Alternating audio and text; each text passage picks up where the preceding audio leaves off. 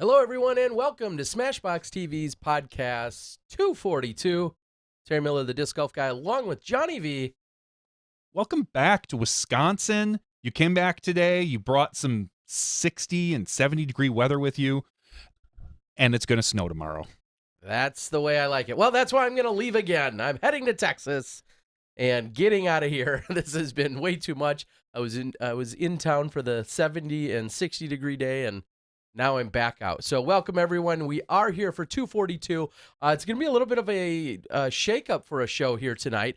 Dana is not going to give us the event recap, weekend recap breakdown that he normally does from a few of the A-tiers that were going on around the country. However, it's like going to be an all-girls night here, Johnny. Yeah, ladies' night. Ellen Widboom is going to be joining us. Well overdue in having her, as we've seen her out on the tour for the last couple of years. So we'll get a little background on Ellen and then find out what she's been up to.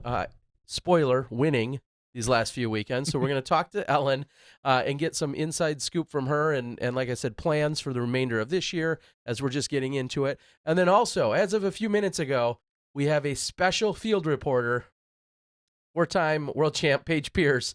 She's going to give us... It's about time she finds something that she's comfortable with, that she's good at. Yeah, exactly. Those world championships, I mean, we all know that's whatever. When you can be a field reporter for SmashBox Tuesday night podcast, you've made it. You've made it in the world. Yeah, I'm sure she's already told her parents to tune in because that's when you know you've made it. So in actually just a few minutes, we're going to get to Paige. I wanted to reach out to her. We heard a little hubbub, I think, with regard to the Nick Hyde this weekend. And I talked to one or two sources, and I figured rather than me trying to relay a story, I figured it'd be so much easier just to get it directly from someone who is there, obviously impacted by it, and then I can kind of get caught up to speed myself. So we're going to get it from Paige herself and get the inside scoop as I was talking about. And then what's great is on the other side of the country where Ellen was and where I was, we'll get Ellen's side of the story as she was doing her thing in Florida this last weekend. So I'm really excited that we're going to give you guys some action from all over the place. So without further ado, let's bring in our field reporter for SmashBoxxTV, Paige Pierce. Welcome to the crew, Paige. Thank you. It's good to be here. I wish it wasn't replacing Dana, though. I mean, I kind of like listening to him. He's probably got some little kids he's dealing with. They're these cute little... Yeah. I know. Edith's my goddaughter. Not technically, probably, but... You know. like not in the eyes of the Lord, but, in my heart. Close enough. Yeah. Close enough. Well, thank you so much. I know it was relatively last minute. I'll be very upfront to everyone about that.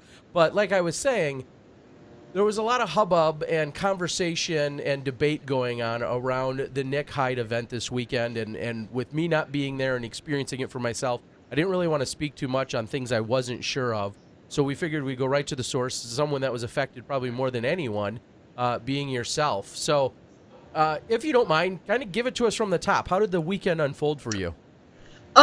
So, first day of the tournament was Friday, and it was pretty normal day, like sunny, nice and hot out, but we knew that there was probably going to be some rain during the weekend.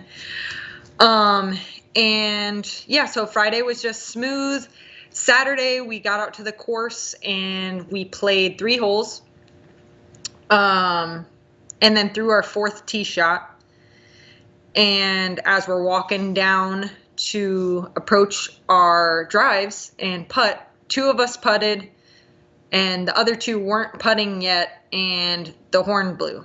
And so we walked in, and it was going to be a while. There was lightning everywhere.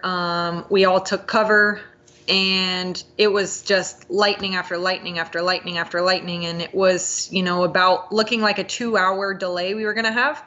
So I actually went back to my house and ate, kicked my shoes off. We're just chilling. We didn't even think we were going to go back out. And then Matt posted that, hey, we're going to go back out at 12:30. And we get to the course. We start walking out to the hole. Like I said, all but 2 of us had putted out. So we putted out. And then we get to the next tee, horns again. Was it raining for all of this as well? You talk about the lightning. Was it also then assisted with rain or by rain or no?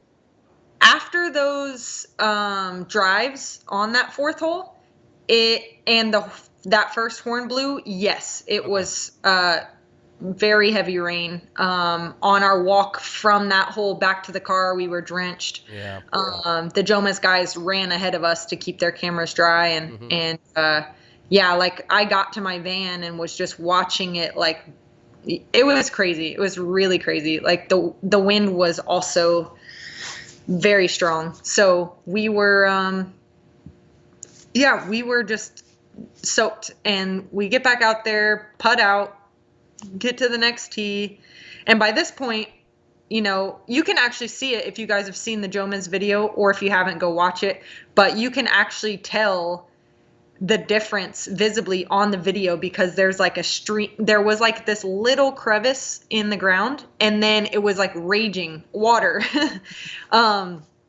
And you know, so we get back out there, the horn blows again, and we just kind of sit there for a moment. Well, Rebecca and I, Katrina and Lisa, neither of them had eaten, and so they went to the parking lot because there was a food truck.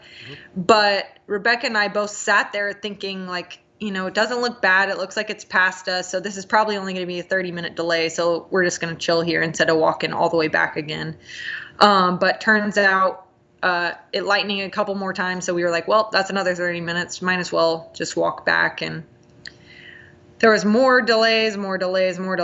Then we get back out to our hole, you know, an hour or so later. And actually, Matt pulled me aside while we were walking back out there and said, just so you know, if it delays again, we're just going to call it a day, because as of now, even most of the guys won't even be able to start.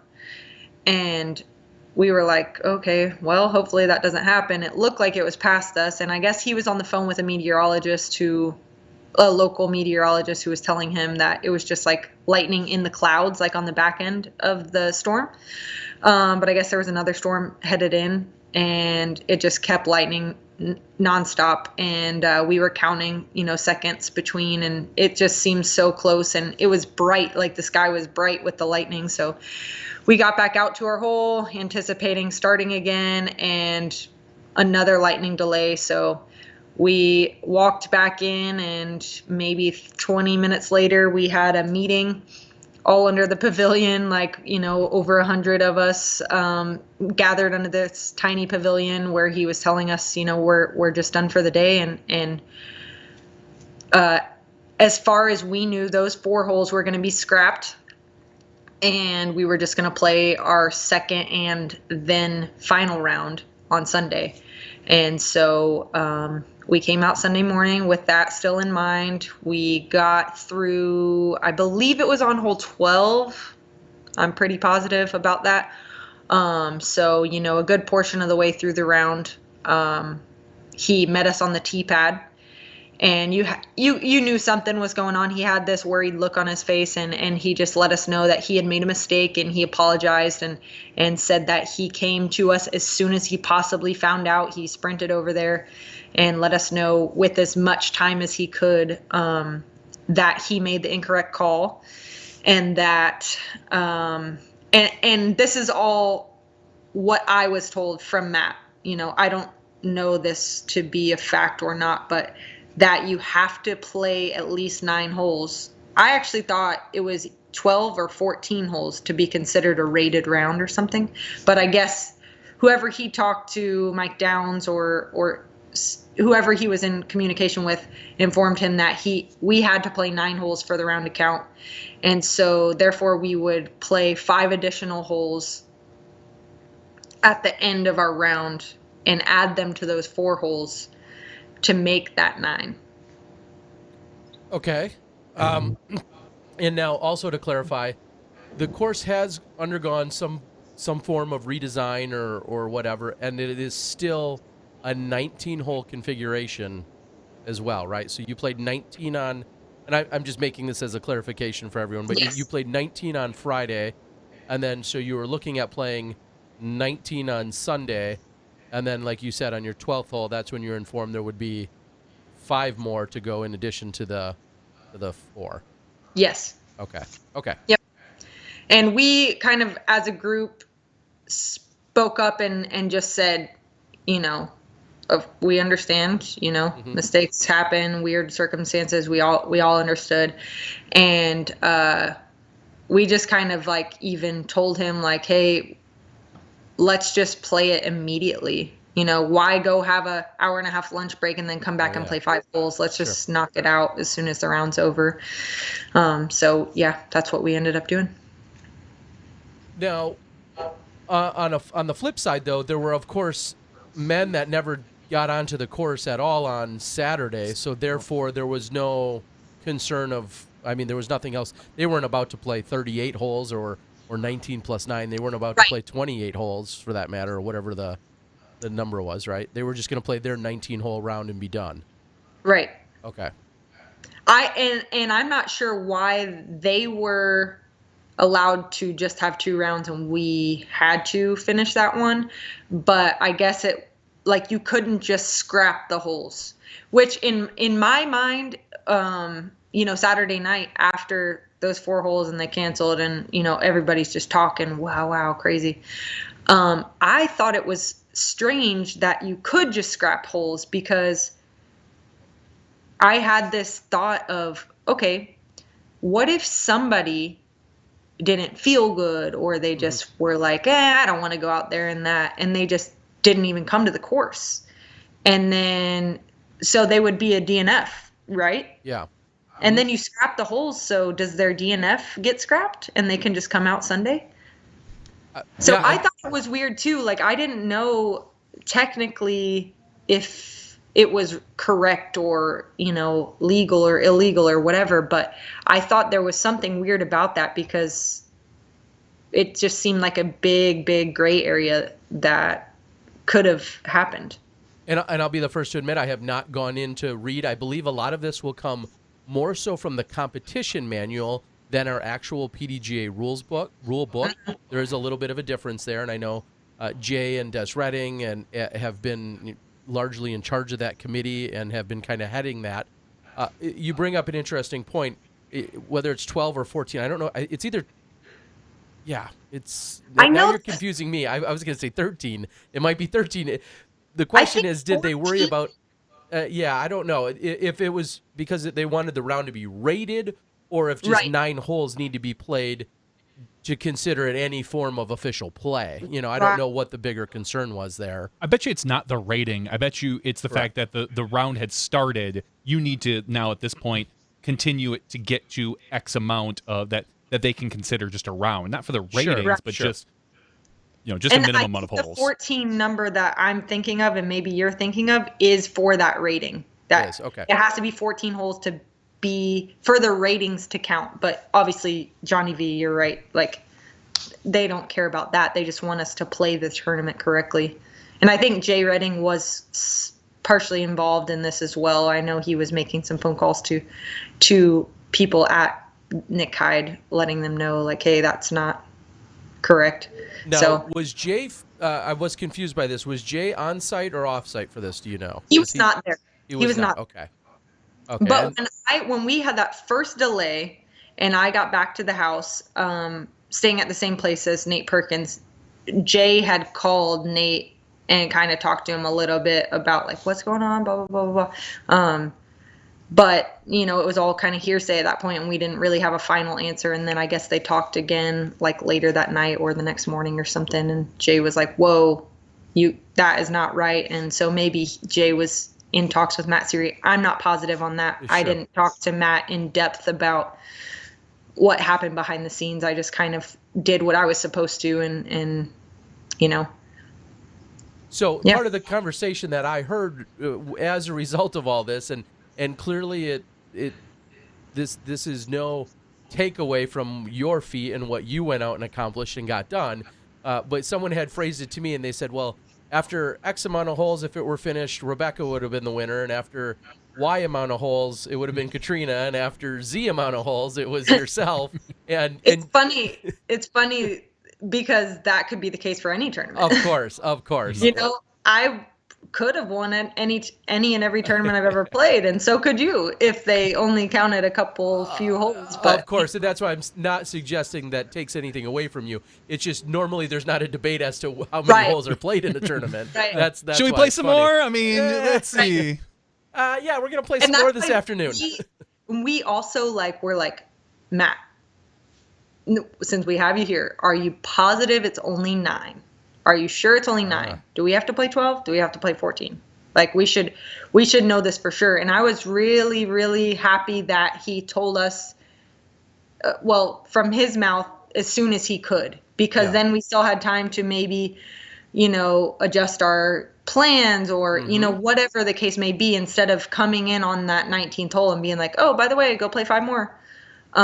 Correct, because you could be running on that 19th hole when you don't need to be, in all those types of situations. And I kind of reminisce to a few years ago when we were involved and the Pro Tour was involved with the event, and I know he caught a little heat for it, but Steve Dodge had the conversation, and I think released even a little video piece of woulda, coulda, shoulda.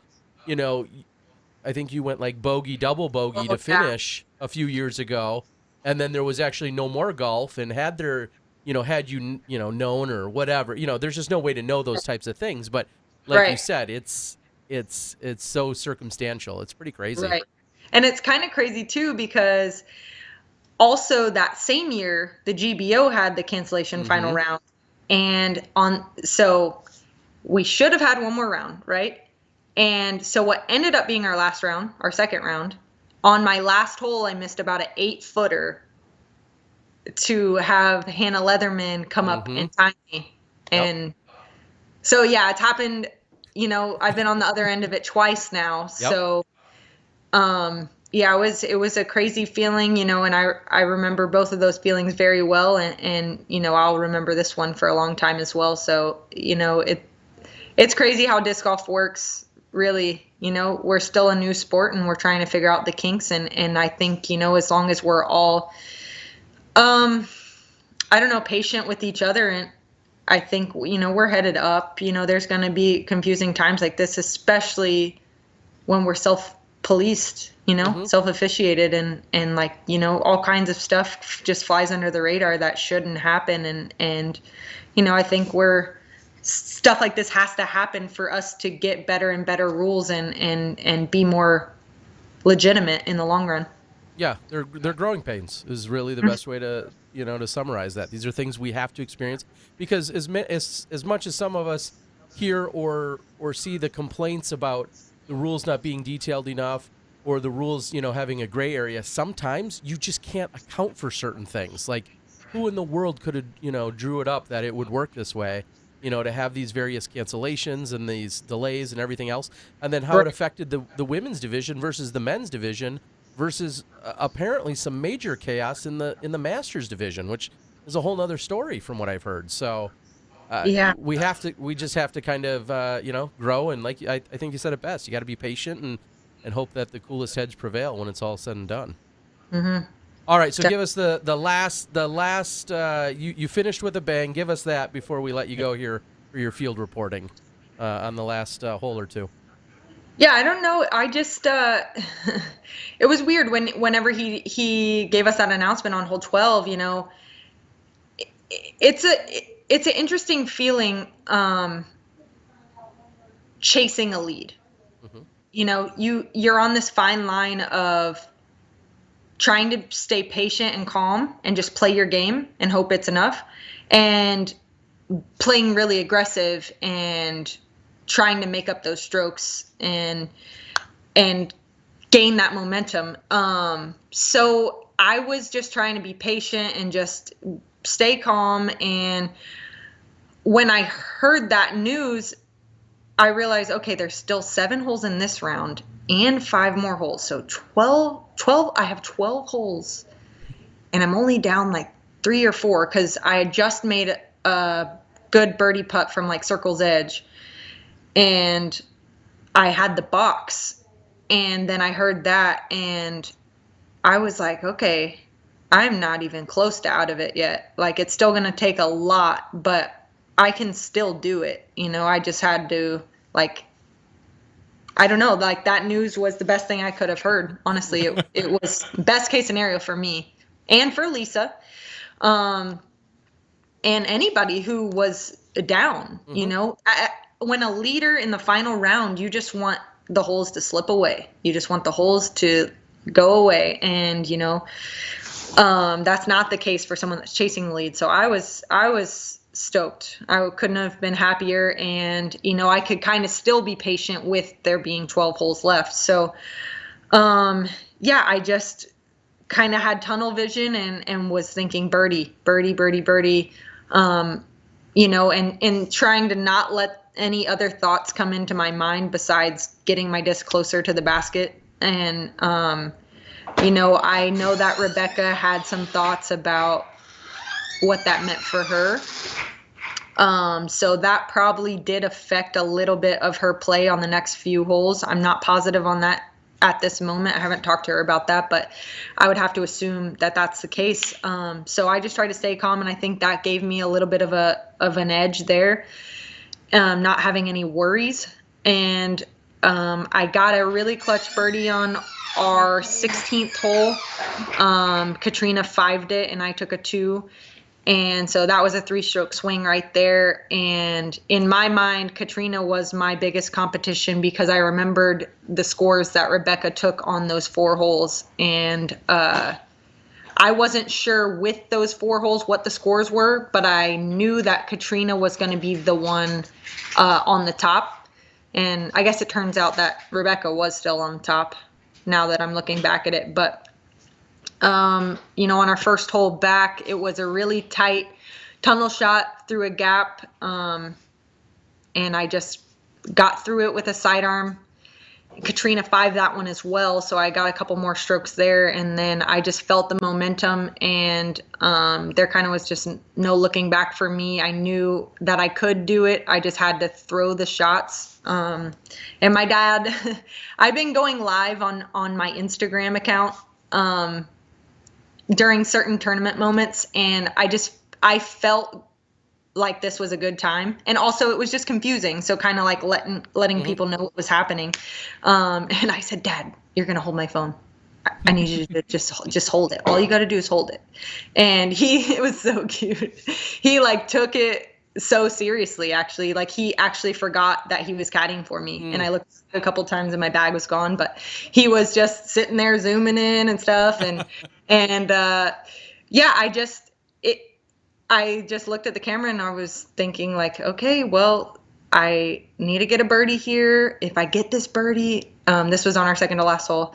I was like, well, I just kind of put one in the circle and Katrina hit first available. So if I can hit this putt, I get 1 stroke back, and then I'm down 1 with 1 to play.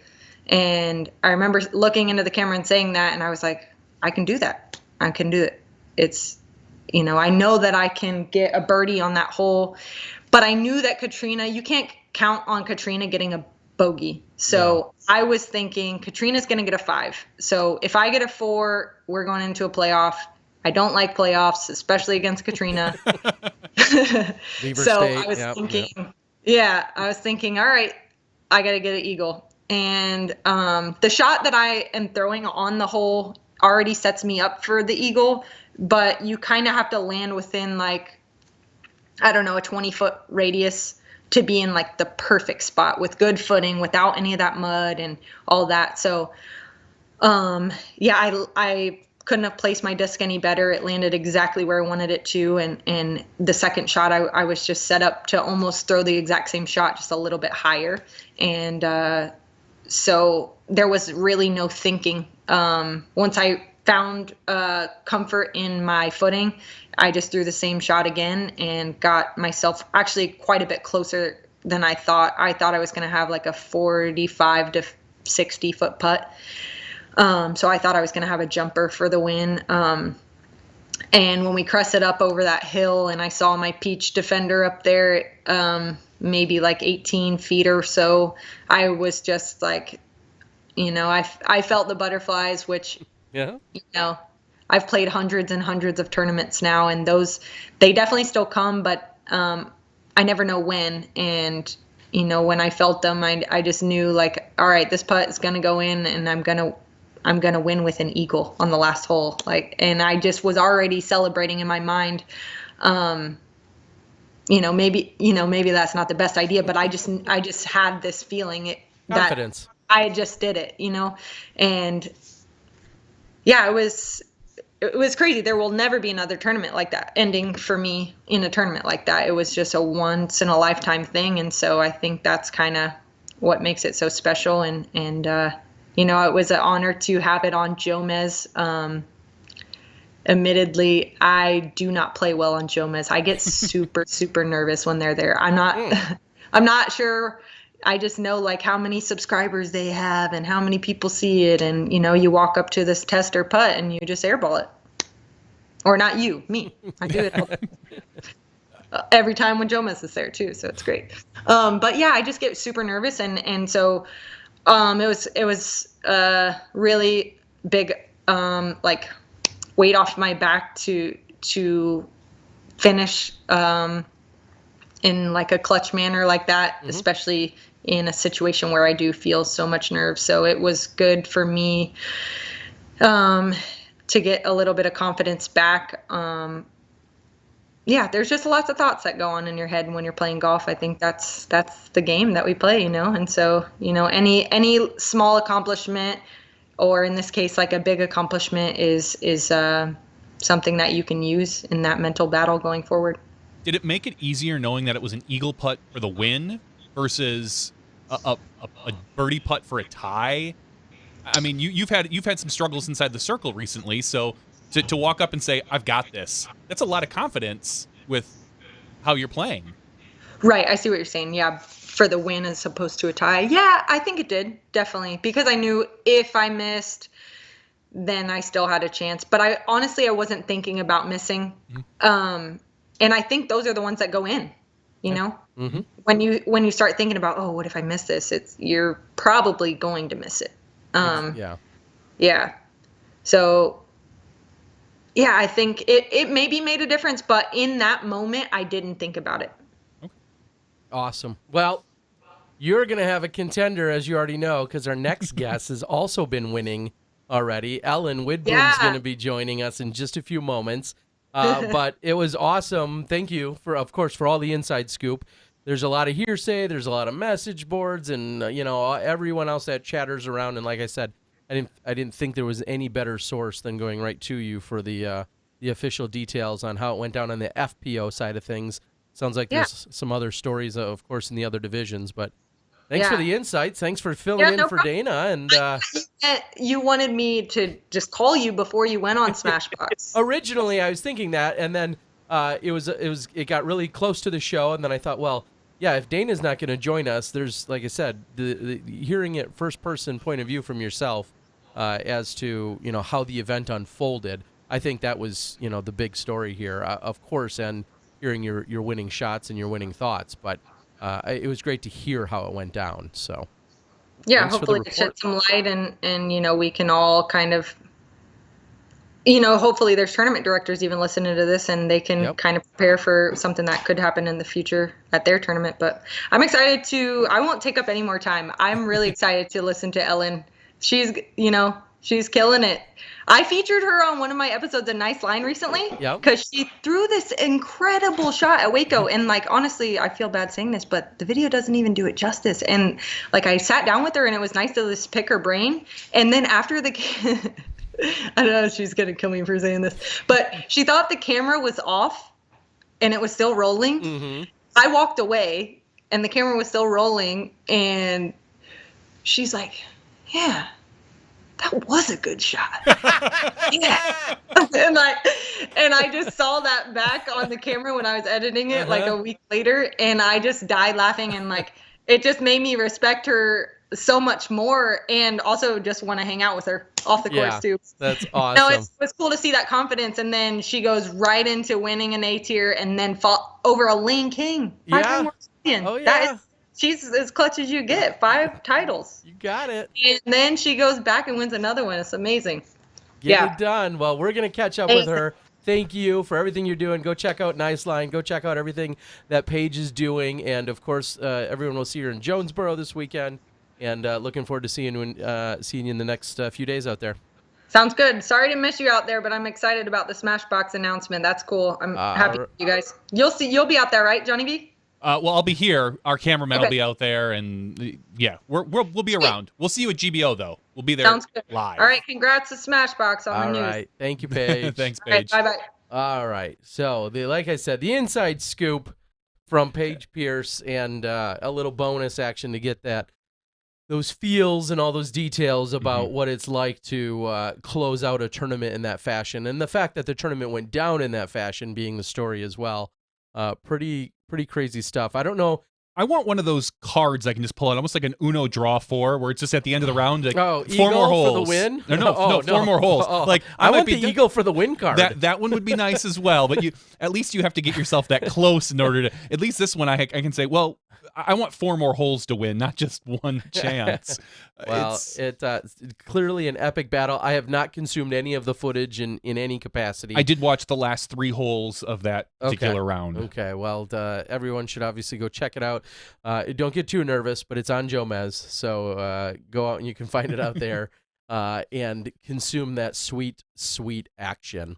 All right, I think we're going to get Ellen Widboom here in just a few moments. I know that she was geared up, and we did a little test just before the show, and looked like her Skype and her setting and her lighting and her audio, everything was good. Well, she's I want to say a jack of all trades, but maybe a Jane of all trades. We've seen her behind the camera. We've seen her in front of the camera. Yeah, you got it. So she knows what she's doing. She is a very talented individual, and I think we're going to get into a few of those details as well. So I don't know if you want to dial her up, Johnny. Why don't we do that? I don't see her online yet. Oh, Ellen. So there's usually a little green dot when she's online. So once she gets online, real quick, we'll talk about the Dynamic Disc presents the Vintage Open. We saw Greg Barsby take that one over Kevin Jones. Greg, our reigning world champion, shooting a 30 under par over Kevin Jones is 27. Joel Freeman, 25. Alex Russell at 20 under. Chris Clemens at 17. In the Open Women, Missy the Cannon Gannon wins, shooting a 10 over par over 10 strokes to Deanne Carey. Missy takes home $700 and her first A tier. So is that her first A tier? I believe that's what I saw Fantastic. on the Facebooks. So congratulations to her for taking that down. Very, very cool. So some great action. Multiple A tiers going on around the country.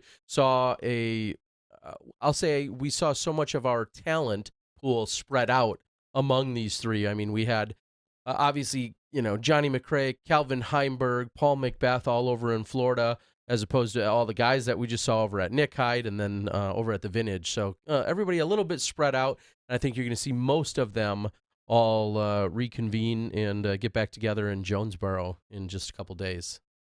All right, let's see if Ellen says she's on. So I don't know. Maybe just try and click on that and we'll get it. See what kind of magic happens as we dial her up. You need any special settings or buttons? Nope, we already had Miss Paige on. So then in that case, it looks like she is here and ready to go. And in an overdue fashion, we're going to make a quick adjustment here. Johnny V is going to do that. Just so that your head's not cut off. There we go. Perfect. All right. She can vogue, is what I think she was getting ready for. Ellen Widboom, welcome to the show. How are we doing tonight? Great. How are you? Good. I'm not like runner up and then back-to-back A-tier good, but that's your last 3 weekends. Let's start. Let's back up a little bit. You come in with the hottest round on Sunday at the Throwdown the Mountain. And with that, you ultimately tie a leader card finisher in Elaine King. And you were like jumping all around, skipping up and down the mountainside there. Like, yes, I tied Elaine and I got second place, and rightfully so. Yeah, it was that tournament's always a fun one for me, just because it is in my hometown. It's not my home course by any means, but it is where I grew. It is 2 miles from where I grew up, so it's always just kind of like, man, I would really like to do well at this tournament, and then to play against Elaine King. I mean, honored. I love playing with her. Her shots are so consistent. I always learn so much. She's a steady competitor. And then to tie her in the final round, and yeah, seriously, it was an honor. And I told her that too. It's just something I've always wanted to accomplish. It's like when you have that one thing that you just always want to do in the sport, and you're always just trying to not one up somebody, but because she's so good and you know that you can eventually be at that level. And I mean, it was a battle, and it was it was an honor. I know the feeling all too well. I believe I had like tied maybe or got within a stroke of Avery Jenkins around the year 2000, and that's when I was like, all right, maybe I need to call it quits on this amateur thing and hang with some of these guys. So I honestly, I know exactly. It was a tournament in Michigan. I know exactly how you feel. So that was Throwdown the Mountain. Of course, a big A tier, just a couple miles from where you grew up, like you said. Then everyone kind of shifts gears just a couple hours and in northeast over to Jacksonville, and a nail biter, a really close battle, 3 rounds that were played on a relatively long course, somewhat stretched out. I was there for your final round, and we kind of recapped it last week a little bit, but I was there for your final round, and you and Elaine, the woman you talk about, you guys push it into a playoff. It literally came down to the last hole. It was the whole tournament was back and forth between the 4 of us that ended up being on the lead card. And then it was, I even think she was maybe ahead at one point in the round, and then Madison was ahead. It went back and forth and back and forth. And then at the end, it came down to the last hole, and it was actually my first playoff. It was my first playoff. So I was even just like, I don't even know what to do. Like, where do we go? Do we have to go over here? Do we just start on our own? Does there have to be somebody else here? And it was an interesting battle. And of course it came down to the second hole. And it was interesting because the first hole I had thrown a forehand roller on it. And the first time I did it, I parked it, which still unbelievable to me that I did that. And then the second round kind of botched my shot. And then, of course, I go into the playoffs and I completely chunder and I throw it almost out of bounds and it cut rolls to the right. I'm like, whoa, this is going to be fun. And, of course, Elaine plays it super steady. She always does, and just, straight up the gut, and then just kind of ran a little bit laid up because I was way over to the right. So I don't even know if she knew that I was even going to make it up there, and I was doubting. And luckily put it close enough, made the putt, and it goes into hole 2. And hole 2 is a beast. It's a makeshift hole out there. It's a I don't even think it's a combination of 2 holes, like 2 back-to-back holes. I'm not sure because I haven't actually played that course before this tournament. But it's just dogleg right. You got to go mano. It's a par 4, and can I talk about it? Is there video of it? Yeah, go ahead. I've got the video that's to be released. You and I have to maybe commentate it, but go ahead. You can talk about it, of course. Yeah, it was both of our drives were they were different drives, but then our upshots ended up actually being, I think, 5 to 6 feet from each other. And she went left of the basket, I went right. She had a bit of an obstructed putt. She hit metal, and I had a putt over a bush from about 10 feet. And I don't know if I've ever been more nervous in a round before.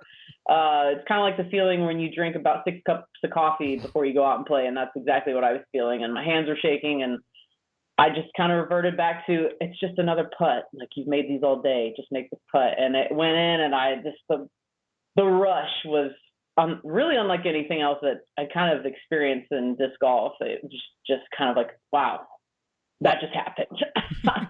Well, and you, I'm glad you recall it as 10 feet. It was no 10-footer. That was at least 20 or longer. It was a solid putt. It was no gimme by any means. And all right. That was 100% clutch. I don't even remember putting, to be honest. I just remember I was like, I really want to make this because the next hole that we have to go to after this is in the woods. And she, every round, put it straight up to the gut and had to look for birdie. And I hit a tree every single time. So I was like, man, I really just want to make this putt. So you clutched up, as Paige said, and I totally agree with that. So you take it down in playoff, and then the trend continued. So you went from tying her for second to tying her for first and beating her, and then the next weekend you decide just to get it all done on your own and take it outright? Yeah, I don't think it's really set in. Yeah, it was a great tournament. That's a really tough course too. It's 22 holes. Normally 24, but they combine 2, and the 2 that they combine are challenging. Mm-hmm. And it really, the weather was kind of iffy the first day. We were wondering if it was going to rain or if there was going to be lightning delays. So that was kind of on everybody's mind. And I think it all just kind of came down to being a little bit more confident in my putt than I've normally been, and kind of switching up my discs that I use for upshots. I'm normally pretty aggressive, and I think I toned it down a little bit, and it actually worked out. Well, so this particular weekend, you didn't have Elaine to beat up on. She was out celebrating the Bevel Beer opening, grand opening. Awesome. My sister was there too. My sister and her fiance. I was so jealous. They sent me pictures, and they got a picture with Steph Munsey, and I was like, "Oh, that's so awesome." Well, you had other business. We'll talk about Bevel a little later, but so you were doing that, and you had, of course, Madison Walker and Hannah, who were obviously challenging as well. I think, was Hannah the leader going into the third round even? Does that sound about right? I think it looks like she might have been tied with Madison. Okay. Yeah, she was tied with Madison. I had the lead going into the last round, but we were all right there. And that last round, we went back and forth. And it was honestly anybody's game. Well, let's backtrack a little bit onto the rest of the event, like you were talking about. The weather was potential for rain and drizzle and such, at least on Friday afternoon. Friday morning, it was a little different. Saturday, I think we escaped everything, and I know we were worried about thunderstorms. And then Sunday was muggy but gorgeous. And let's talk a little bit about how Tallahassee treats everyone. Was that not incredible? That's one of the best run tournaments I think I've probably ever played. Just in recollection, and I know that I always harp on this, but I'm going to say it again, the bathroom situation. I was so thankful for the porta potties out there. It's a public park. There's nowhere to go. There's no bushes, Mm-hmm. There's no trees, there's no woods. You'd be hard pressed to find somewhere if it was an issue. So that was awesome. They had water on numerous holes. It got really hot the last day, and I know people were feeling it. I even was dehydrated at the end of the round. And just the support that they had out there. There was a snack. I don't know what it is with Florida tournaments and snack bars, but I'm digging it, and I don't know why I haven't played more in Florida. They about a little bit before halfway through the tournament, they had the ladies out there with the snack bar and the tent and water and just all different stuff and fruit. So that was amazing. And the city takes really good care of that park. I heard that they were actually the ones that put the tee pads in. Maybe the best tee pads I've ever played on. Yeah. So what makes them so really well run? What makes them so nice? These tee pads, are they well groomed, or are they bigger than normal? They're a little bit bigger than normal. All of them were level. They were cement, but they weren't the type of slick cement that you usually get. Imagine maybe if they got wet, but I think just all of them being level was the biggest thing, and a little bit larger than normal, so you had a little bit more room to work with. And even the ones that were up and elevated had enough room around them to where when you threw, you weren't feeling like you were going to fall off the edge, kind of thing. They thought of everything when they made these tee pads. They did, and so they were trapezoidal, and that's something that we have a few of those in Wisconsin, for instance. However, they did somewhat of a reverse trapezoid from what we've seen. Normally, they are a little skinnier in the front and they flare out in the back so that people can approach from all different angles.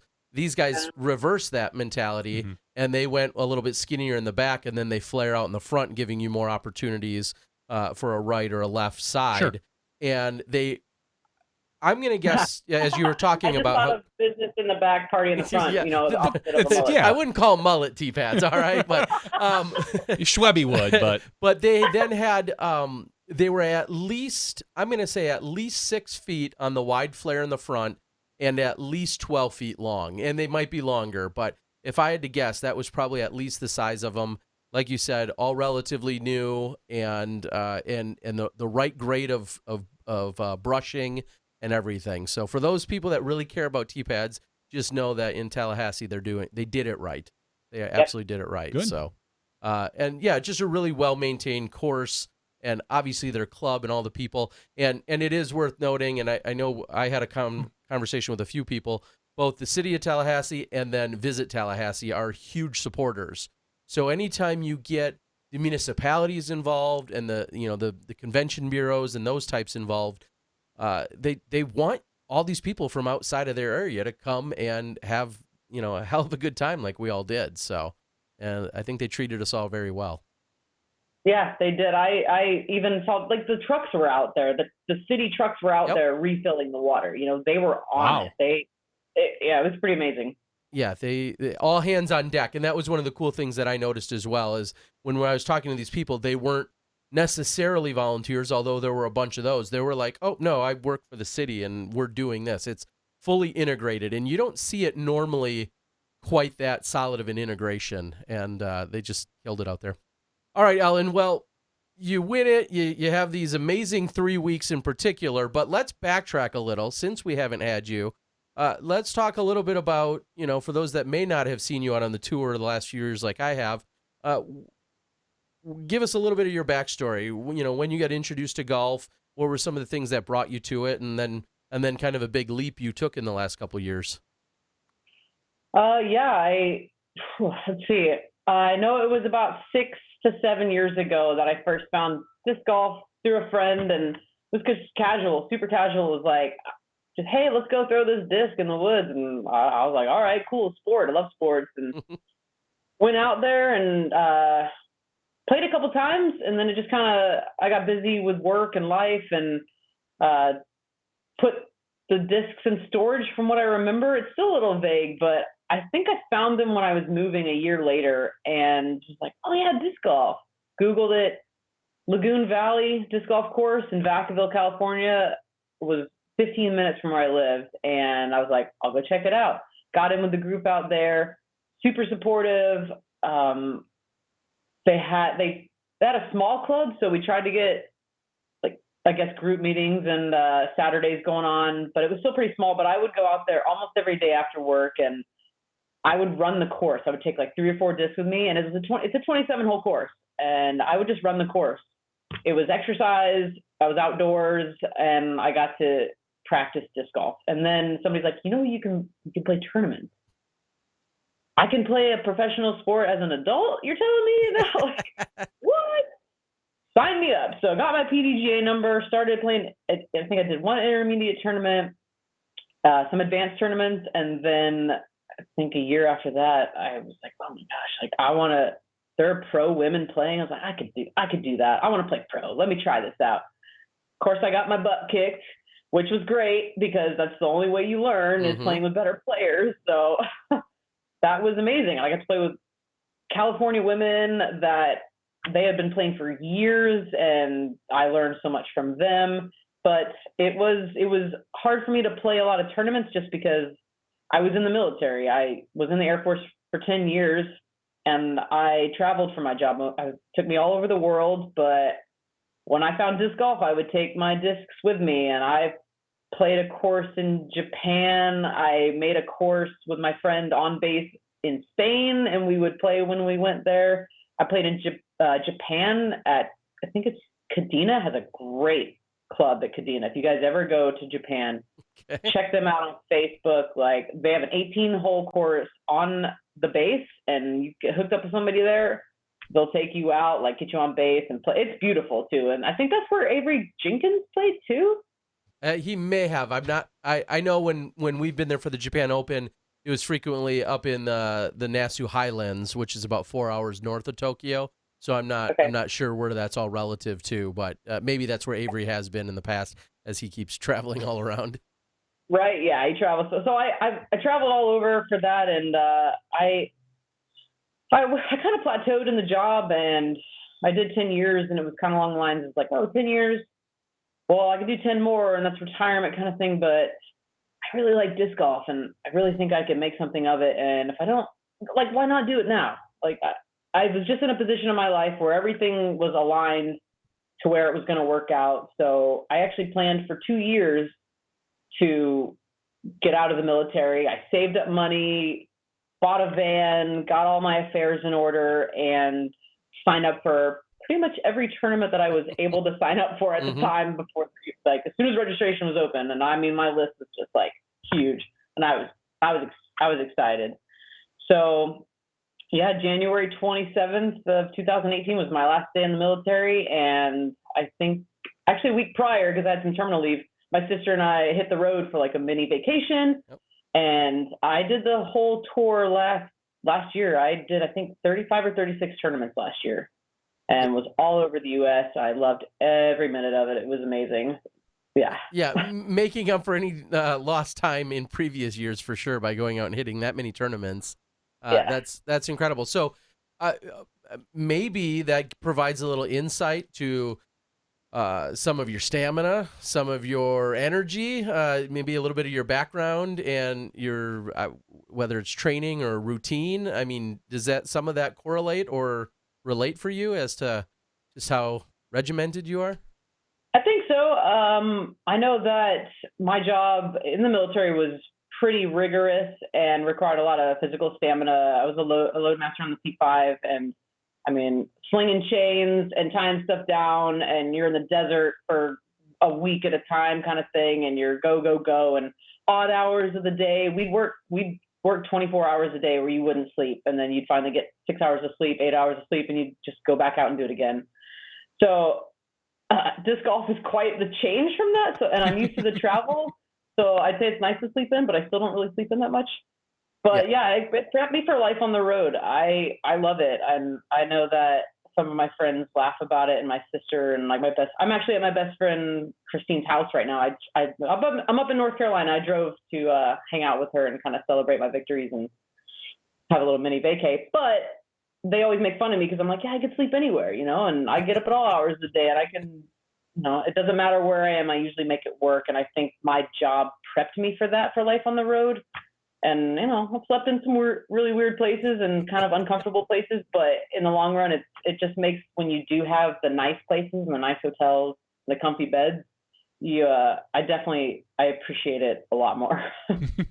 Yeah, I can understand that. And I know whenever I see all of our road warriors out there, and whether I'm with the Pro Tour, I'm doing some post-production recording or whatever, in the most polite, non-creepy way as possible, I always tell all of them, men, women, and everyone else, like, if you ever need that fresh shower, you need to go, use the laundry facilities at the hotel or wherever we are, that, I always want people to take advantage of that. Because I know you guys, sometimes Sarah Holcomb is someone who comes to mind a lot. I know she's out there usually, doing the RV van, lifestyle.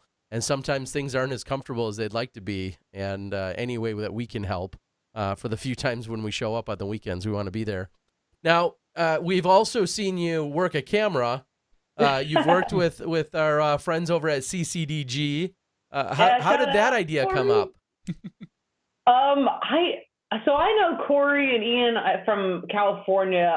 That's where I was stationed for 10 years. And I met them up in San Francisco area, and I really can't remember the first time. I was just like, hey, if you guys need any help, and because I usually like to walk around after my round with either like another card or help out with live scoring, because not only do I get to help, but I also get to see other people play the course and get insight into lines and different shots that they take. And I don't even know how it came about, but he's like, yeah, I got a camera and I don't have a catch cam. And I was like, well, I mean, I don't really know how to do it, but if you just give me a couple like pointers, I'll try not to screw it up. I do remember. It was, I can't remember the name. It was Idlewild, I believe. Okay. Yeah. And he was like, just make sure you push this button so it records.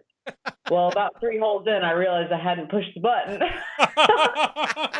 And we had no communication to like tell everybody. And I'm like super in the shot. And I watch the footage now from the first 3 holes, and I can see me in the background just holding a camera like an idiot because it's not even recording. And I'm just like, oh my.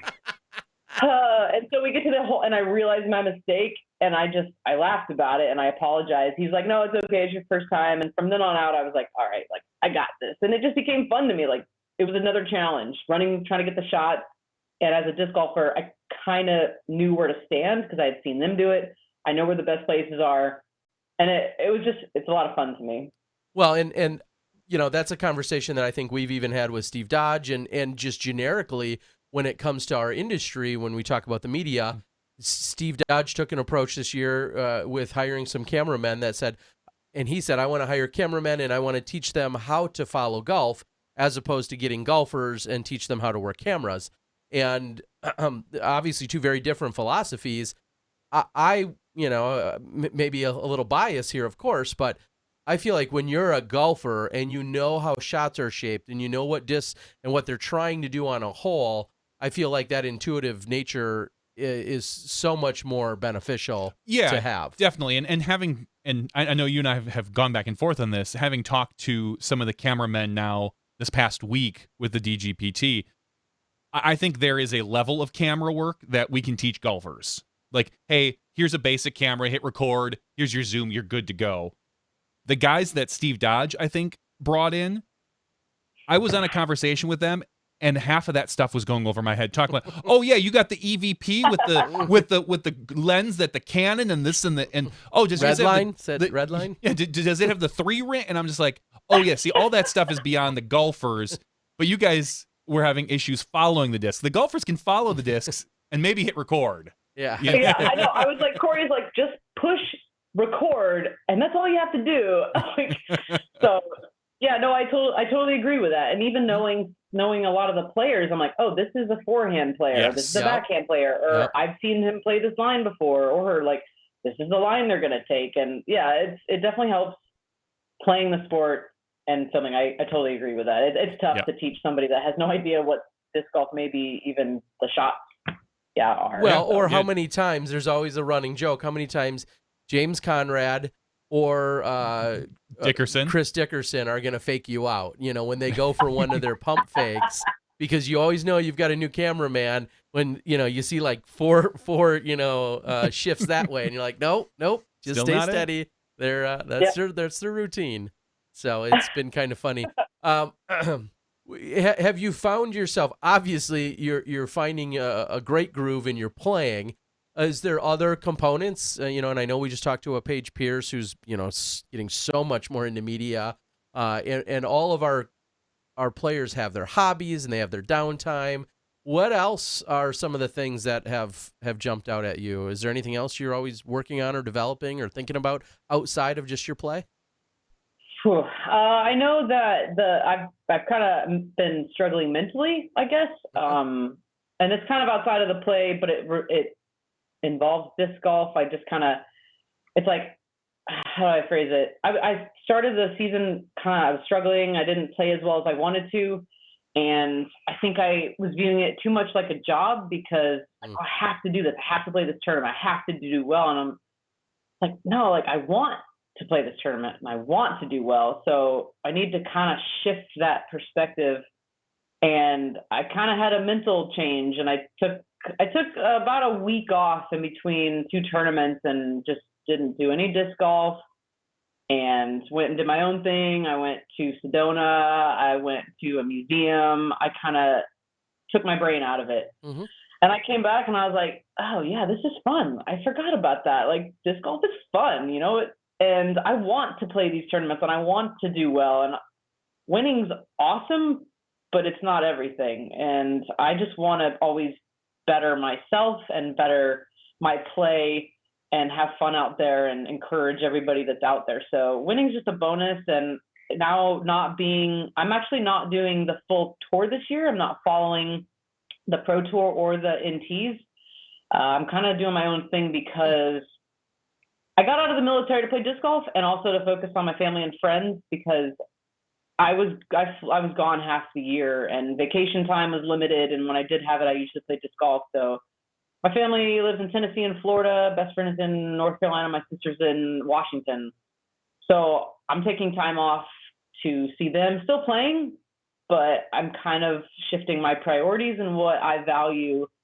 And I think it's helping a lot, just in my mental battle that I've been having, just knowing that disc golf's fun and I really want to play and I'm still going to play it, but it's always going to be there. And I kind of just want to play the tournaments I want to play for this year anyway, and focus on family and stuff. Cause I got a niece and a nephew and they're adorable and they mean the world to me, and they're growing up and they're never going to stop growing. So I kind of want to make time for them while I still can. Yeah, I think having that balance is awesome, and it's even better that you're self-aware of it. You may, think some of those things, or you may not even discover it until it was kind of too late that you passed up on some of those things. So I think having that self-awareness of the balance that you want to maintain, and like you said, I feel like when you may not be at a Jonesboro this weekend, but if you were in California and you were visiting family or friends or relatives or whatever, you could still maybe go play in a one-day tournament, or you're taking the weekend off. But wherever you go, there's probably always a tournament within 1 to 4 hours of there if you wanted to do it, or if you wanted to just have the downtime, that's available as well. I mean, like you said, disc golf is always there, and it's truly everywhere. So that's great too. And I think that's kind of cool too, that having a player there's not a whole lot of FPO players, and a lot of them are following the tour this year. And I'm playing a couple of obscure tournaments in Georgia, and they're some of the smaller ones. And there's one of them, there's not even any FPO players, and I'm on the wait list. But if I can get in, I'll be like, hey, what's up, guys? Innova, kind of support, and I want to see what this course is about, and your tournament, and your clubs, and everything. I think it's still kind of cool to represent my sponsors and the sport, and being an FPO player, just kind of show up to a random tournament and, hey, what's up, guys? Well, I mean, that speaks volumes, because that still helps. It helps your sponsors. You're still getting your name and their name out there, and having those experiences can make for a little bit more of an intimate experience when there's only 1 or 2 women or 5 women or whatever, and there's a little bit maybe more focus on them in terms of the play and what they're doing, those interactions. Maybe those are great opportunities that you might be the only FPO player at the tournament. However, there's a women's league on Thursday night, and that maybe has a dozen women that are there, and you're that special guest or that instructor, and that impact, will last a lifetime for all those other 12 women. So and just meeting more women in the sport, it's so great to try to grow it and let them know, be like, hey, you can do this. Just invest some of the time, and you don't necessarily have to go on tour like everybody else. You can do whatever you want to do and play I know Tiger Borth, she played a mini tour, I don't think she's doing the whole thing. She just kind of went down and went back up, but she's trying to make it work, kind of thing. So it's great to see all the other, the women out there, like you're saying, go to the clubs and meet the other women that may not necessarily be in the open division, but even just in the advanced. My sister plays advanced, and I feel like there's more advanced women out in the sport, which is great. They don't necessarily have to play pro, but they're still out there playing disc golf and putting their all into it. It's awesome. And speaking of your sister, where did I see her maybe caddying for you a couple times last year? Hi, Sarah. I'm on SmashBox. Wow, she caddied for me. She caddied for me quite a bit. She's at Throwdown last year. Okay. I know at the beginning of last year we kind of started off, and she was in LA with me, and she's been out at GBO before, and Beaver State. She's just kind of been random tournaments here and there, but I'd say she's probably my biggest fan. Well, you're gaining new fans. They're proclaiming it on the board. I believe the term they use is badass. Yeah, and that you're a badass. Ellen is a badass. That yes. Multiple times we've seen that come up. So bye, Mom and Dad. Is your father, is he a preacher? No, they just go to a local church there in town. Yeah, so they actually surprised me at, I think it was Jacksonville, the second day. I'm about to start my round, and I see these people walk up, and I'm like, that looks like my mom and dad, but that's my mom and dad. So they're like, well, yeah, we were only 3.5 hour drive away. We just decided to come up. So my dad caddied for me, and my mom walked around the whole time, and it was just one of those moments where I'm like, my parents are awesome. This is great. And then that Throwdown, they came out almost every day except for Sunday. They go to church on Sunday, so I totally understand that. And they're huge supporters too. So it's just nice to have a family that gets that. I may have given up a job and a career, but I'm really passionate about this, and they still support me. That's huge. Yeah, I know how that goes. So as we move into the rest of 2019, of course, this year's kind of just getting started, but what are some of the things that we might see you at, or regions of the country that are going to be new to you that you're super excited about? Where's your, don't give the creepers, your exact locations, but what are some of the areas that we might see you? I know that I'm going to be in the Florida, Georgia area for the next month and a half. And then I'm not going out to California, Oregon. I'm going to miss those this year. Okay. But the Midwest, I signed up for the Majestic, which I'm super stoked about. I've only heard good things. I heard it's really tough, I guess the mosquitoes like the state bird or something, but I'm used to it. But so I'm signed up for those, and then Mad City Open, and then Ledgestone World. I'm not signed up for World yet, but that area. So I'm going to do Midwest and then make my way east again and then go south. But again, play some different tournaments. I haven't played before. I'm excited about Majestic, I think. Yeah. Yeah, Kale and the rest of the crew up there, everyone that's had any part of it, I can't give all the credit just to Kale, but Airborne and Kale, everybody up there, that event has been going on, even before Johnny and I started playing many years ago, and Blue Ribbon Pines and the ski area and everything they have going on, North Valley, Kaposia, all legendary Midwest action for sure. So that's going to be great, and it sounds like you're going to be very much in our neck of the woods, so you may have to even stop by the studio for an in-studio visit one of these days. You're welcome. Anytime. Yeah. Yeah, that would be great. It's not glamorous, but no. If you're coming to Mad City Open, you're only an hour away. And, exactly. We've rearranged I've rearranged the studio, so there's plenty of room now. So we'll have. Worlds, of course, on your list this year, or did it even start last year? Excuse me, but Innova supports you. To a large extent. Talk a little bit about that and how others can go out and support you. As far Innova sponsored me for now just over 2 years. Okay. And it's been great. And I made team champion this year, which is still surreal to me. I mean, from when I started and playing now, and I got the signature Tour Series disc, the X-Cow. Go check it out. It's great, super stable. It's one of those moments. When you try to explain to your family what you're doing, they're like, oh, you're going through frisbees in the woods again. And you're like, well, look, my name's on a disc. Isn't that cool? I don't know. It's just one of those things that, and Innova's been a huge supporter of that, and they realize and recognize that this is what I want to do for a long while, at least a bunch of tournaments for the next couple of years while my body's still holding out too. And then I know that, shout out to Savage Clothing too. They're supporting me, and they're actually getting into the sport too. I don't know how much you guys know about them, but they do a lot of ultimate stuff. But wow, they were out of Vegas and they love disc golf, so they're huge supporters too. And I get messages from them every once in a while, like, "Hey, see you on the road. Like, this is great. Love to see what you're doing." And honestly, this year, and I know this is kind of a personal thing, but I don't have I'm not using my van this year, I don't think. So. I'm carring it up, kind of like AJ Risley does, and I know a bunch of other people they rely on the kindness of disc golfers, and I'll be in my car. So if anybody has a couch or floor space, I would be super appreciative and could pay you in plastic. That's awesome. Yeah, and I'm a decent cook too. So okay. Are you artistic as well? That's my mom. I'm really good at some stick figures, and that's about it. Well, then you're a step ahead of me and Johnny. Yeah. Anything else you want to share with us before we let you go tonight? I think we've gotten quite a good background, along with your new fan club that's continues to grow, I should say. I don't even want to say starting. It's growing here. Anything else you want to share? No, I mean, huge shout out to you, Terry.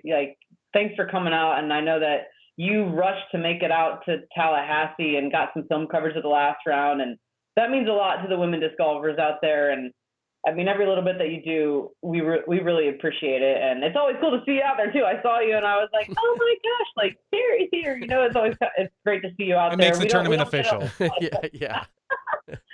We don't get a whole lot of coverage, but when we do, I know that we really appreciate it. And honestly, thank you to all the people that have put me up over the beginning of this tournament season. It's been great. and I truly do appreciate it. It means the world to me to even have a roof over my head and to be able to play this amazing sport. Yeah, and to my family, huge shout out to you guys. Love you. Well, you're very welcome. Of course, I was glad to get out there. That was in Jacksonville. I rushed out and I got to see that epic finish. My pro tip, and I think I said it on the show last week, is if you're in a playoff, and this is if you were featured during the 18-hole round, and then you're going to be in a playoff, wait till the camera crew knows you're going to go out there, because we didn't even know you were on the course, and all of a sudden I'm like, what are they doing over there? And we ran over and we got the end of hole 1 and then we got all of hole 2. But yeah, pro tip is let the camera crew at least know you're going to start a playoff. I didn't know that either. I think we just thought that like everybody was over there at Tournament Central and we were shooting towards it, so we were like, they'll catch up. But that's good to know because that was my first playoff. Everybody wants to know when there's a playoff, especially in one of our premier divisions. So yes, no one had any idea it was going on, but we're glad we got to see it. And I think you so eloquently thanked Elaine for being your first, and it was everything was good that weekend for sure. Great. All right, Ellen. Well, we appreciate you joining us tonight. We appreciate the background and also what we're going to see from you here in 2019 and your plans, and obviously your glowing enthusiasm just spews from everywhere, and everybody loves it on the board. We love it, and I'm looking forward to seeing more golf from you as the year moves on. Well, thanks. Thanks for the coverage, and thanks for this interview. This was exciting for me. All right. Well, we're excited to have you. Like we said, always happy to have someone new on the show, and hopefully we'll get to see you many, many more times. Yeah, I hope so. All right. Take care. Have a great night. All right, Tara. See you later. All right. See ya. Bye. Bye. All right. As we said, you want to use the all too cliche of trending. Well, she's clearly trending in the right direction. Like I said, last couple weeks, and now a bigger fan club after this. She goes from that tie for second into a tie for first, which turned into a win, and then an outright win. So 3 consecutive. I don't know how it gets any better the next week. Bigger win. Bigger win. Okay. She had a 3-stroke victory over Madison, it looked like. And, maybe her next win will be 5 strokes or 7 strokes. And then she's going to be like, I'm done with the FPO division. Time to take on the guys. I'm more of a badass than they are. And, she is. I would not doubt that, listening to what she did in the Army. I guarantee you she's more of a badass than 99% of our male players. Yes. So it was definitely awesome to see. Yes, as Jordan said, looking back a moment, he was saying that I was catching lunch in Jackson. Literally everyone was. I didn't feel bad, like, I abandoned them. I heard at one point, it was either Elaine or Ellen, one of the two said something about, maybe I'll get something to eat or go to the bathroom. And then literally 15 minutes later, the whole tournament turns around and there they are, like, approaching on 1. We're like, what did you guys do? So, again, congratulations. Thanks for joining us. It was awesome to have her.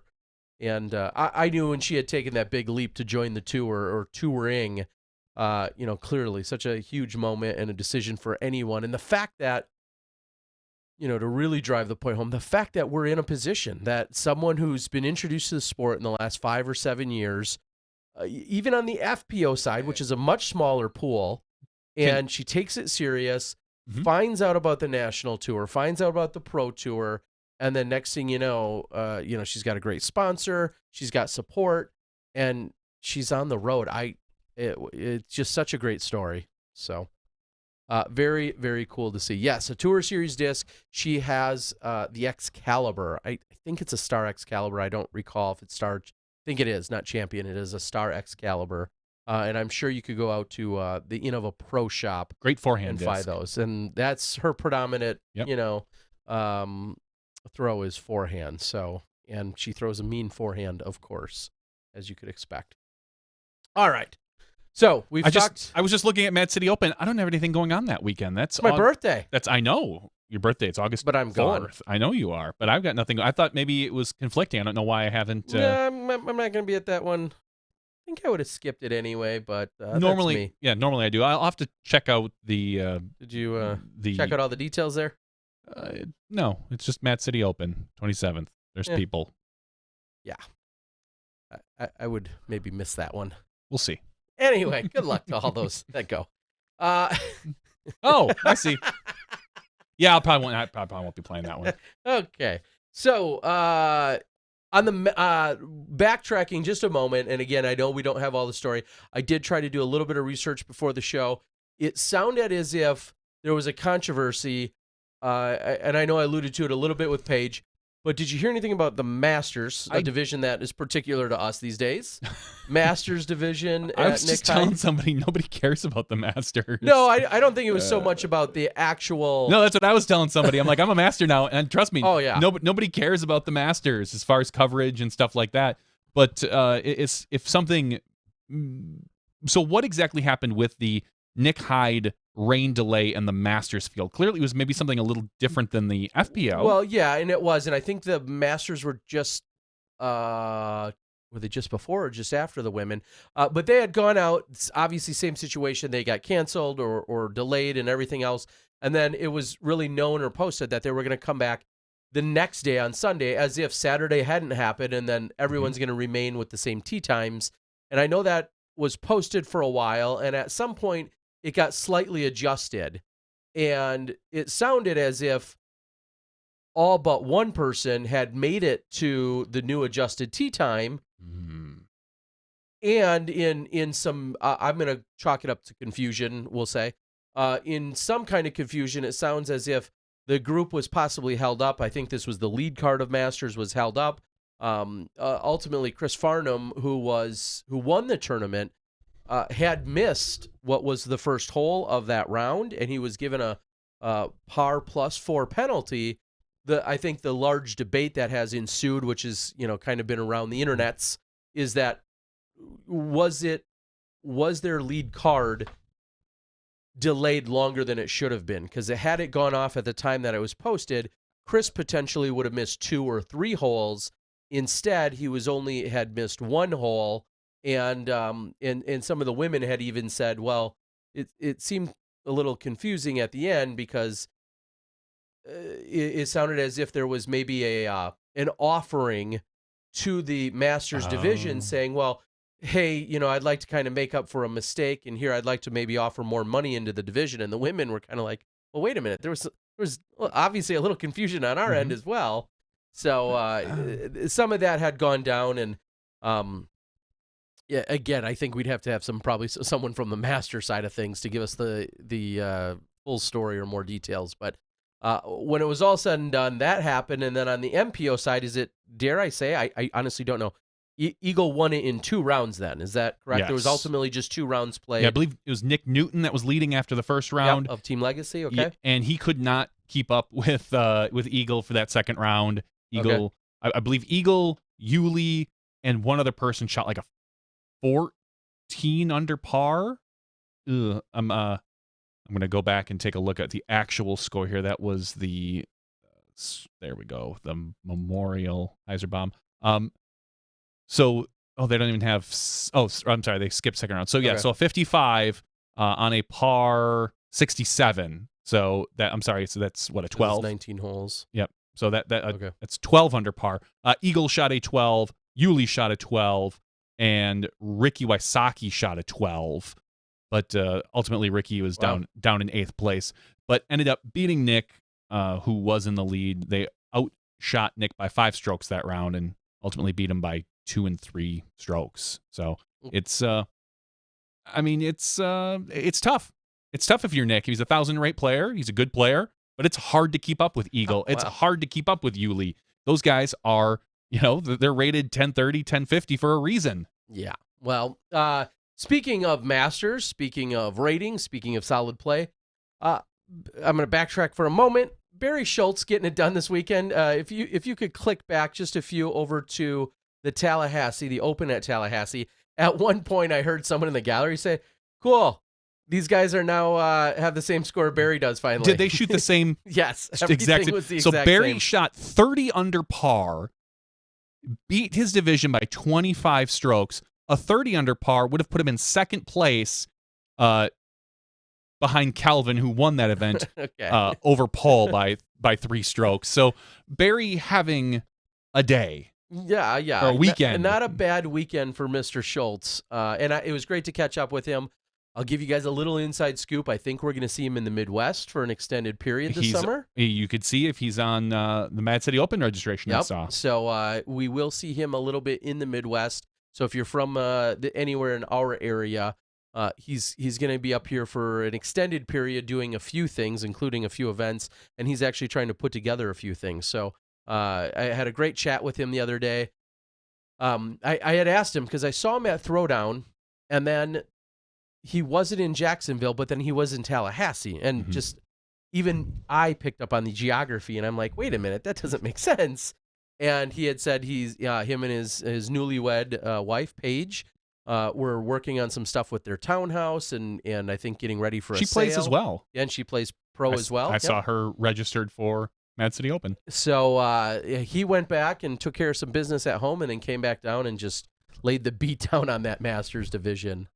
And obviously could be hanging with our youngest guns. Certainly could be hanging. And there's always a discussion, what would you shoot if you actually in the division? There's different pressures. Sure. That last round when you're up by 15 to 20 strokes, there's not a lot of pressure there as opposed to, fighting with Paul Macbeth and Calvin Heimberg and Matt Oram, Johnny McRae.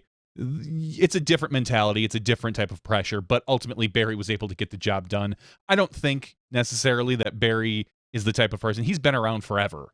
He's not really probably the type that's going to succumb to the pressures of these younger players, but ultimately he's just playing well. And another big story, obviously, is Calvin Heimberg coming out and shooting 6 strokes better than Paul Macbeth on the final round to beat him by 3. Paul had a 3-stroke lead going into the final round and gave it up. Yeah, well, he had 3 strokes over Calvin. Yeah, correct. And it was only, I believe, 1 over McRae. And yeah, McRae looked like I watched some of the live that was put out there at the Open at Tallahassee. The tournament director took a phone and jumped on your account, so I was able to. So we were all able to watch some of it, and I saw that Johnny just couldn't get anything going. Started out rough, and yeah, it seemed like that last round and I think he then posted about it yesterday that he had a gout flare up. Oh, and so that was something that was definitely affecting him. And I don't want to say it just looked like he ran out of gas, but he started out the event so strong, he's setting a course record, just on fire. Yeah, shooting a 14 under par on the 22-hole layout, and then the second round it wasn't quite all there, and then the third round kind of the same, and you could even tell with some of his mannerisms in that third round. I mean, he was throwing a few turbo putts where it was really, I think, for show and for fun more than it was for a competitive spirit with a few holes left to play. He maintained great spirits, but you could tell that fight wasn't quite in there, at the very end with him. And Calvin, I mean, just got it done. As someone on the board said earlier, is he undefeated with Madison as a caddy? Is that his secret weapon, Madison Walker as a caddy? Only if her giggling is enough to distract every other player on the course. Or as a cameraman. I don't know. I may have heard some giggling. She was giggling a lot. Madison's bubbly. Saying, Madison is bubbly. She did some giggling when she showed up. But yeah, it seems whatever the recipe or the formula there is, it seemed to work just fine. And he played some impressive golf, of course. And it was interesting for me.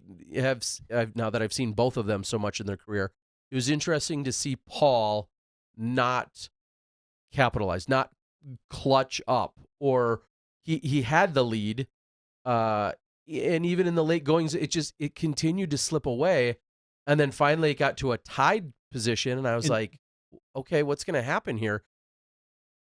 And Calvin just accelerated, and it seemed like, I mean, I'm not going to.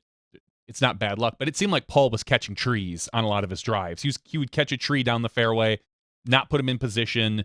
And Calvin just wasn't. Calvin was throwing past the trees, and Calvin was able to rack up those birdies, and Paul just couldn't get enough of them. So, what a great battle! I think, as I said, Calvin is going to be a force to be reckoned with, and so far I'm doing pretty good on my bet that he's going to be the best Innova player this year. he's going to continue to be the toughest interview of the year too. That more than anything. I interviewed him, and now I think it's going to become a running joke. He is purposely stonewalling you, and yeah. So it was fun. He was great, and it was a lot of fun being around those guys for the weekend. I had so much fun. I do want to then jump off of the results and into a few of those specifics about the event. In that we tried something that's we haven't really done before. I haven't really done too much of before. Dave Montine, who was originally signed up to play, I think he's an assistant TD, but also he's like a vice president of the Tallahassee club. He said, he was looking to which he withdrew from the tournament and then was outfitted with some form of an iPhone and a stabilizer, a DJI Osmo stabilizer, along with an external microphone, a little Rode microphone, and we put him on my account. It's funny, he called me the night before because he was all excited to do it. He's like, "Oh my gosh, is there any way we could like use your account? We don't have enough subscribers on whatever account it was to be able to go live." For YouTube, in order to use the YouTube Live feature, you need to have, I think, 1,000 subscribers. And then YouTube says, okay, you have now proven you're a quality channel. Here, we're going to open up the gates for you. And their club did not have that. Yeah, so I said, sure. I hesitated for a moment because, of course, normally, A, I'm not really doing live, and B, having me not really being involved is also, not that I was worried about them or their quality. It's just still a control issue that was kind of weird at first. And then the next day we showed up, we got it up and running. He had some help and off he went. And outside of having maybe the microphone position where he did, you reported back to me that it was people great. Really seemed to enjoy it. People enjoyed it. Having that stabilizer was great. I thought he did a very, very good job of zooming in when he needed to. He followed the disc pretty well, and granted, it's a phone. It's not that tough because you're always at the tee. So you just push a little zoom in, pull it out, and then get the next player.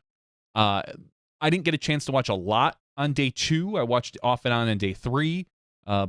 So day 1, obviously, as you said, that they had the mic turned towards the players so that the commentary, it was hard to hear him. So I couldn't really evaluate his commentary, but on the other days, he was prepared. You would see every once in a while his laminated sheet with all of his sponsors and all the things he wanted to talk about. I mean, the guy was he was well spoken. He did a really good job, and I was impressed. Well, it was great because that was pretty much the feedback. So of course, on the second and the third rounds, he did more of the same, and I'm not going to harp on it too long, but for the love of God, I wish some people could read or comprehend. We were trying to really make it crystal clear that this is kind of an extra added bonus feature and a concept. And just people, I'm not even kidding. Today, someone posted on one of the 3 videos from the weekend, "Yeah, that's great, but bring back Jomez." At this point, is it a joke? Or no, I found out later. They weren't kidding. They really were like, and I'm like, no. First of all, this was a live idea. Second of all, I'm going to give you post-production this week. Third of all, Jomez was in Texas, for F's sakes. Like, what you get? I listened to the PDGA radio a little bit today, and Steve Hill had mentioned that this might be, this past weekend, the most covered weekend of disc golf in history. With all the A tiers, we had you and Jomez, and there was like 2 cards from the vintage, I think. Anheuser TV was over there. Anheuser, like there was just, if you want disc golf, this weekend is the weekend to get it because there are at least 3 different events being covered. Yeah, and which is, and I think Nick Hyde had 2 different crews there. They had Jomez on the lead and somebody else. You'll forgive me. They covered second card. Oh, I thought Jomez was on second card as well. I don't believe so. I believe Jomez was just on the first card. Oh no, you're right. Gatekeeper was on chase card. Was it Gatekeeper? I don't know. I'm making stuff up. I don't think it was Gatekeeper the credit. Don't think it was Gatekeeper. All right, it was McFly So High. No, it was. Oh, maybe it was. It was because I saw it as GK Productions, so that's probably Gatekeeper Productions. Got it, there. Don't call me the disc golf guy for nothing, or something. No, they do. Actually. I don't know. I make stuff. So up. yeah, so ultimately, a lot of coverage this weekend. I don't know how everyone can keep up. No, and to be clear, I don't think that's actually Gatekeeper. No, is it GK? Is GK Productions someone other? Yeah, GK Pro. Yeah, because Gatekeeper, I think, is actually out of the Northeast, out of the Philly area. Either right? way. Yeah. Oh, okay. Yeah. Ace they're out Run of Productions Tulsa. says it was us. Then you're doing a bad job of branding right now. or you're just taking credit. Either way, it was great to see. I think GK is in fact different than Gatekeeper. Okay, so good. Then you weren't right. I know, of course not. Anyway, I just spit out stuff. I'm never going to say I'm right. So, but ultimately, as I was saying, a lot of coverage this weekend, a lot of golf to watch. Everybody should be set for the entire week until we get to Jonesboro, and it's going to be an interesting weekend. Yes. So just to give everyone, as we shift into Jonesboro for this weekend, to give everyone hopefully a little clarification. And this weekend we're going to see live again, and yourself and Gary to the O. Kaboom.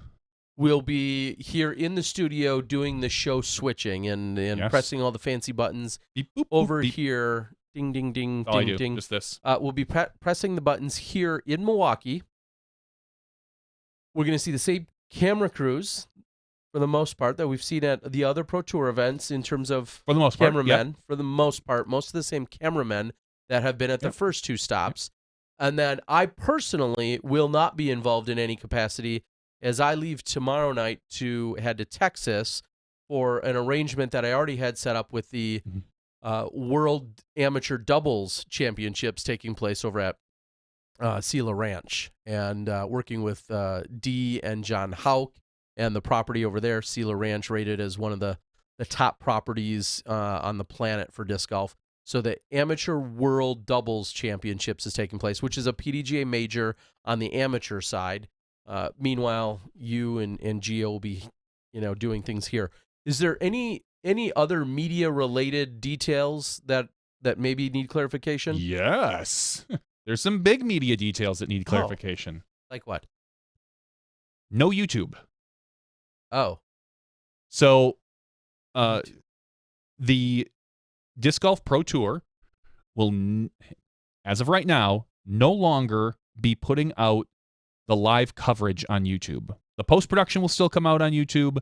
I think you're going to see a couple other things. And the reason this is, and I've heard it a lot of different ways. People are upset that it's not on YouTube because YouTube is such an easy way. There are so many ways to view it. It's on basically every video game system. It's on Roku. It's on Apple TV. It's, Fire TV, Chromecast. You can get access to it anywhere. So, and it alerts you if you hit that little bell ring and it tells you it's up. So it drives viewership. It embeds right into MySpace. Yes, MySpace. Me and my friend Tom watch it there. So ultimately, there is the positives of it. The negatives of it is the monetization isn't the greatest on YouTube. And what Steve is working on doing, and I actually did a test earlier today with the company. There's a company called FoxBat, and what you heard at Waco, I think maybe we even discussed this last week. What we heard at Waco, those chimes, those dings. I could pull one up if I really wanted to. I've got them here. No, they've heard it. Those signal commercials, and so commercials will be inserted into the feed. And the way it works is it does this with FoxBat. FoxBat then sends it to some company that puts it out on a player. That player then talks back to FoxBat to let everybody know how many views it gets.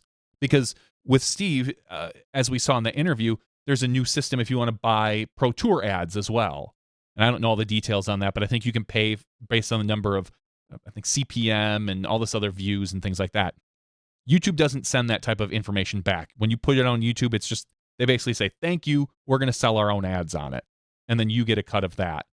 This is a different, I'm sure there's different percentages. I don't know any of the back end details other than that's how it works. So ultimately, I'm sure what Steve is hoping is that this type of monetization will bring in more money than YouTube. So that is the main driver behind it. We are losing some convenience, but ultimately we're hoping, or Steve is hoping, in the long run that this will make more money and make more sense as far as how the future of the tour pans out. Well, and I mean, just to put it out there, Steve is hoping that this can generate revenue, and then at a point it's generating enough revenue that it is at least offsetting the media costs that go along with making it. Because right now, I'll just make up an imaginary number, and I'll say if it costs Steve and the Pro Tour $100,000 to put on a weekend of media, which it doesn't, but I'm just going to make up a number. If it cost $100,000 and he's bringing in through various streams and revenues and all this other stuff, and he's bringing in $70,000, again, made up number, that's a loss. I think that's how the math works. That becomes a loss. So if at a certain point, this route, this methodology can obviously break even would be the first goal, and then possibly even be a net gain, that is only going to mean good things for the tour, for the players, for more media, et cetera, et cetera, et cetera. It makes sense. Obviously, we're going to all have to, even us at SmashBoxx, we're going to all have to deploy a little patience and understanding and trust in what this is hopefully going to be. And talking to Steve today, or was it yesterday? I don't know. I think it was yesterday. I believe the Roku app is all set up now for the live. Be careful what you're promising. I know that is what I heard. I haven't seen it. I haven't tested it. I don't even have the Roku app myself. I need to look at getting that. The Chromecast will work because you're just casting a web page. So that should work without a problem. And basically anything that has a browser that will play a media file. So I don't have a PlayStation. I don't have an Xbox, so I don't know about those. Obviously the YouTube app is not going to work. But if you have a browser that will play, whatever sort of embedded videos, that should hopefully work. Now I know Steve's bigger plan is the Roku work and then get an Apple TV app. So ultimately, I think by every week or couple weeks that we go on, he's hoping to have another app open and developed. But I'll say this, I don't have a lot of faith in that particular, only because I know apps are tough to develop and they're expensive.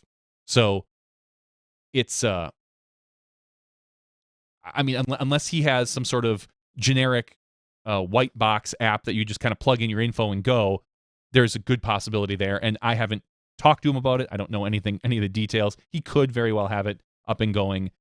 But he had told me, he's like, man, I just wish we had 2 more weeks. And I said, Steve, in 2 weeks, you're going to tell me, man, I wish we had 2 more weeks. Yeah, it's just the way it's just the way everything works. But again, this weekend, Jonesboro, your Chromecast should work, your Roku should work, and obviously any sort of web browser. You can go to dgpt.tv.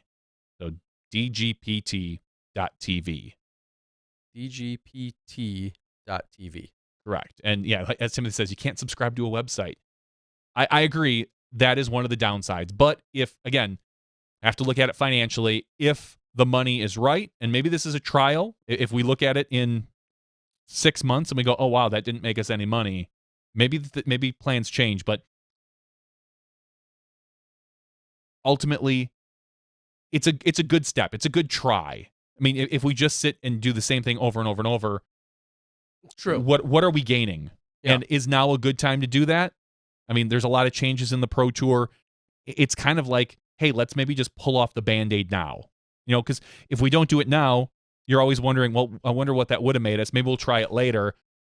Getting everybody back in now with all the changes that the Pro Tour has made, I think is probably the optimal time to just say, okay, let's try this as well.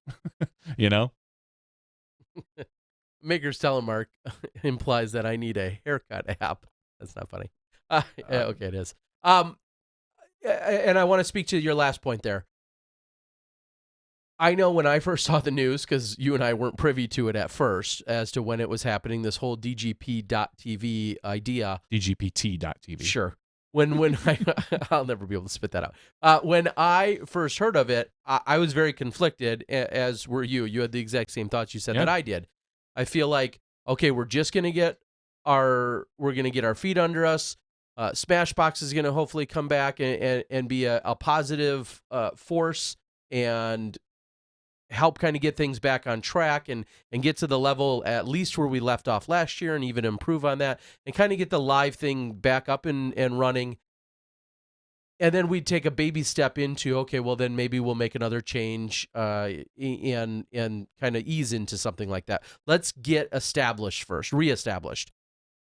That's one method. Or the route that Steve has gone and the Pro Tour has gone with this decision is, all right, we got a lot of things up in the air. And while they're all up in the air, let's just kind of, throw the whole deck up in the air, and then we'll shuffle it and put the cards back together when they fall all at once. And so, anyone could second guess and say, well, why are they doing this now? Why don't we get the live fixed? Well, hopefully we'll get the live fixed and this will be successful at the same time. Because if the live was fixed and then in 2 weeks you want to do this change, then the first thing you'll say is, well, we just got the live fixed. Why are we changing things again? Let's change it all at once. So again, pros and cons to how we go about it. And to be fair, as I think even someone's asking, who is Steve and the Pro Tour and all those other things, I'd like to say I think we're going to see a little bit more cohesion and collaboration among the Pro Tour figureheads and the tournament directors, people that maybe have other staff members, consultants. Yeah, and those types. I think you're going to see even more of those types weigh in as we move forward. Steve has kind of been that front man and that pointed at, head person, but I think a lot more of the decisions moving forward, I think, are going to have a little bit more of a collaborative, unified, decision-making process that's going to unfold. I agree. And ultimately from our side, from my side and Gary's side, the live side doesn't really change. I'm doing all the same things. I'm talking to all the same cameramen. I'm literally just pushing the stream to a different location, and that's it. And so for me, nothing happens, nothing changes. So I'm not too concerned about the fact that, we have all these things up in the air. What's different? Smashbox, we're going to operate the same behind the scenes. It's really a matter of the front face. Yeah, and so 2 points to that. One, Tim, you've already read our minds. In that we've talked about we should have a live stream going on the Pro Tour page that basically directs people over. There will be. Yeah. I already told Steve about that. Yeah, I think that's I think a great they're going to have some sort of looping. Yeah, that basically says, thanks for being here, but you need to go here. I think that's a great idea for all the reasons we kind of just talked about. And then the other question I think everybody wants to know, are they going to hear that beep? No. Well, that's no fun. I know. Today, I tested with the guy from Foxbat who is over in Vegas right now at the big NAB festival. Yep. Basically, the National Association of Broadcasters or something along those lines, where all this cool new equipment is getting announced. And I've been honestly at the edge of my chair all day watching these interviews with all these different companies. Some of these companies I've kind of now heard of through Steve. I'm watching their CEOs be interviewed, and it was kind of surreal. But so I talked to this guy today, and he's like, "Yeah, I came back to my hotel room to help work with you for like an hour, and then I got to go back down to the show floor and talk to some of our clients." And I'm like, "Oh, that's cool." We did some tests. We made sure everything was working. It queued up the commercial apparently just fine, and there's a beep to start and a beep to end, and one will signal in, one will signal out. All right. So, and nobody should hear them. Okay.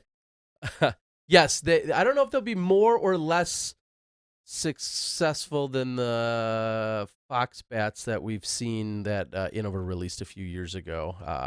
I may have a few cases of those myself, so I know what you're talking about. All right. Timothy says, you're glad Smashbox is involved. So are we. So thank you very much. We do appreciate that.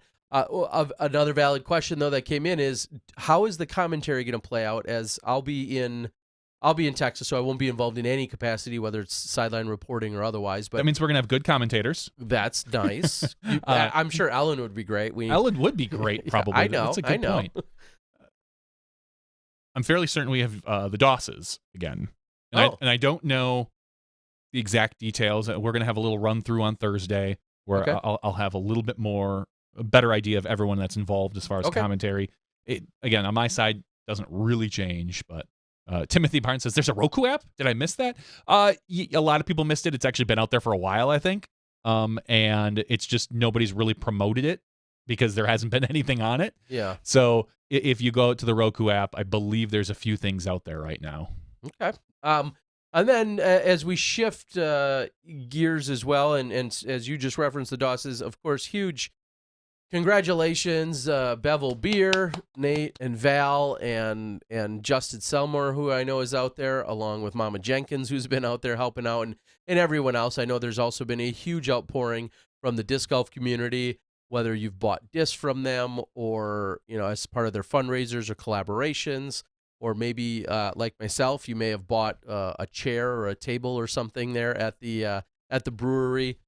So congratulations. It was clearly a smashing success. I saw so many pictures on Facebook by so many different groups of people out there. And I saw an entire Kansas City contingency out there. Your Jack Lowe's and Ken the Tank Franks and all of those guys out there representing, and people that were nearby and afar. It was I had a little FOMO there. Like, yeah. I really wanted to be there. I kept checking Facebook, and there were all these new pictures coming in from just people from everywhere in the disc golf community that went out of their way to show up to this grand opening. And I just kept thinking, like, I'd really love to be there. And yeah. I kind of hoped, before I knew the actual date that it was announced, I was hoping that we'd get to go there and do like a live stream with it, and it just didn't work out. But it seems like a really cool place. Obviously, we wish them nothing but the best of luck. Yeah, and looking forward to seeing how they continue to grow and thrive there, but then also, how they're going to have that work life, brewery business ownership, balance as they continue forward. And they were featured, of course, in some news segments and talking about their history with disc golf, but also what that means maybe or maybe not for their future of playing. And having a physical storefront like that, in the hospitality industry, that's just a whole nother world for them. So looking forward to hearing their success stories. And someone had asked a few questions, and I was just going to quickly go through those. I know it's not really after show stuff, but looks like live has been announced as 10 o'clock Eastern. All right, so 9 o'clock our time. Good. 9 o'clock Central and time. Then 4:30 Eastern, which is 3:30 Central. So that's what we're going to see throughout the weekend. Someone asked about the super chats. Just as a generic rule of thumb, anytime you're doing any super chatting, it's going to go to the channel owners of that particular, that's by default where it goes. So if you super chat while you're watching Smashbox on the Smashbox channel, that's money that ultimately goes into the Smashbox coffers. If you supported me this last weekend on the Disc Golf Guy channel, so on and so forth, it's going to go to those channels, those individual channels. Did you give something away? I do, and I actually have the disc, and I want to film for it. I had a few people support me over the weekend nice. in our efforts out there with the live action, and I've got some new hot discs. I got a few of the latest and greatest discs that I'll be filming and giving away if you had supported my super chat over the weekend. So we'll have that. Why don't they stream on jomez.tv? That's a good question. Jomez Live is arguably my favorite live that we see in disc golf. I usually post that on every video. Go out and check it out. Go and check out Jomez Live. I want to give a quick shout out to a website that I was pointed to. It's called thediscjock.com, thediscjock.com. It's an interview website that does a bunch of interviews with a lot of different pros. We see Grip 6, Kevin Rogers, Dave Felberg has done it. They did a Grady Shue, Simon Lizotte, Kevin Jones. So if you want to go out there and take a look and just look at some of the interviews they're doing, pretty good job. Very nice. Good to see. Post-production, I think, and I'm not going to get too far into it, and I don't know if they have an official announcement made or not. I think we're going to see the Pro Tour is obviously trying to hone in on exactly how post is going to be done. We saw them have a few struggles, we'll say, during the Memorial, and then at Waco, the game plan was changed up because they wanted to pull the footage right off of the live cameras. as opposed to pulling it from the live feed that was run through the cameras.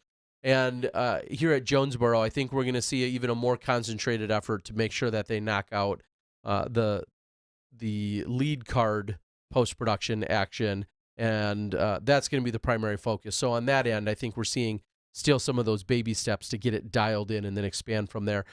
There was a conversation about possibly even me seeing some of the possible chase card footage, and that if I could get that edited, that I may release that later on in the week once my editing opens up a little bit. So we'll see how that unfolds for next week. But look for post and live, of course, then from the Pro Tour. Signal at Jonesboro is pretty good. I think we've it's actually for being what feels like in the middle of nowhere. Yeah, it's some of the best signal we have all year, at least with our equipment in previous years. So I don't expect it to be any different with some nicer equipment. It has been, surprisingly, when we first got there the first year, it has been some of the best signal quality we see all year long. Certainly. Right there in Arkansas. Who knew? That's because they've got like one tower and nobody there. I'm not going to say that. But Jonesboro does traditionally have very, very good signal, which is awesome. All right, Ace Run Productions, thank you. I believe you also super chatted a little earlier tonight. Timothy Barnes just came in with a super chat. Thank you. So all of you, I'm going to assume Disc Baron did. He always does over there. Yep, I Disc Baron in the Grand Rapids area. So thank you so much to all of our super chatters here tonight. We appreciate it. All right. Should we close this bad boy out? Do some after show? I think we can. I think we've covered most of the goodies. We talked a little bit about all three of the A tiers. We got an inside scoop from Paige Pierce on what went down. We got an even bigger inside scoop from Ellen Widboom and the badass that she is, and how amazing that she is. So it was awesome having her on. And I think we got a little media update. So I think that's all the nuts and bolts of the night. Indeed. All right, for Terry Miller, the Disc Golf Guy, along with Johnny V, for Paige and Ellen, I'd like to say we missed you, Dana, but we didn't. We love you guys. We'll see you next time when you step inside the Smashbox for the after show. Great closing. Thank you to our $2 and above patrons. Your name is listed below in the credits. If you are interested in being listed as a producer in the SmashBoxxTV credits and supporting this and other fine podcasts, please visit patreon.com/SmashBoxxTV.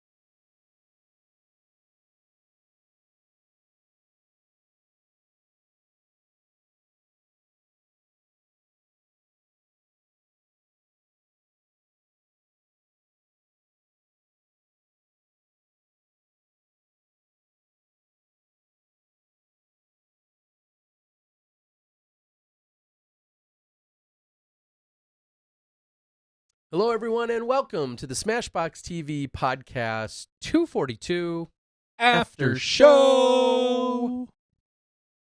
I haven't had an after show in a couple weeks. None at all? Not really. I just I did some giveaways last week. Okay. I think I sent you those emails. I don't think you did, but I did. okay. I'm pretty sure I did. Christy Moore won our disc member box last week. So Oh, nice. that's pretty cool. Okay. And oh yeah, Helmut Ober something Okay. won the Kong from the week before. Oh, So okay. I think I sent you Christie's. Maybe I didn't send you Helmut's. So anyway, but yeah, I just did the giveaways during the end of the show. I didn't really do an entire after show, but it's good to have it back. Yeah, well, I'm not going to be around too long tonight. I got some more editing to do. I'll give you guys some quick updates. I know we just did talk a little bit about the Tallahassee. I was really happy in that each night, for the most part, Friday night, Saturday, and even Sunday night, I was able to attack the editing for Tallahassee. And I'm not throwing them under the bus, but it was just today that I actually received drone previews. And boy, they were worth waiting for. I'm about halfway through Really? in inserting them then into the footage. And I think it was Danny. Danny, thank you. And thank you to the rest of the Tallahassee crew. Their hole 8 in particular, like it's somewhat open and then it goes into a very, very scattered wooded area. And boy, did just super smooth, just flew right through those trees. Like I'm like dodging the trees as I'm watching his drone preview. Danny, you killed it. So I've seen about half of them and they look good. Zach Melton gave me commentary. It was the first time I've worked with Zach on the commentary side. He was really bad, wasn't he? Yeah, right. That guy. He was tired, and we got to give him a little slack. It was kind of early that next morning. He was a little bit tired, but he graciously gave me some time. I'd love to have him some more, though. It was a lot of fun having him with the commentary. So drone footage and a few commercials and commentary. So it's just a few things that have to be kind of now assembled. All the puzzle pieces are there. They just have to be assembled. And I want to get them all out before this weekend then sets in as well.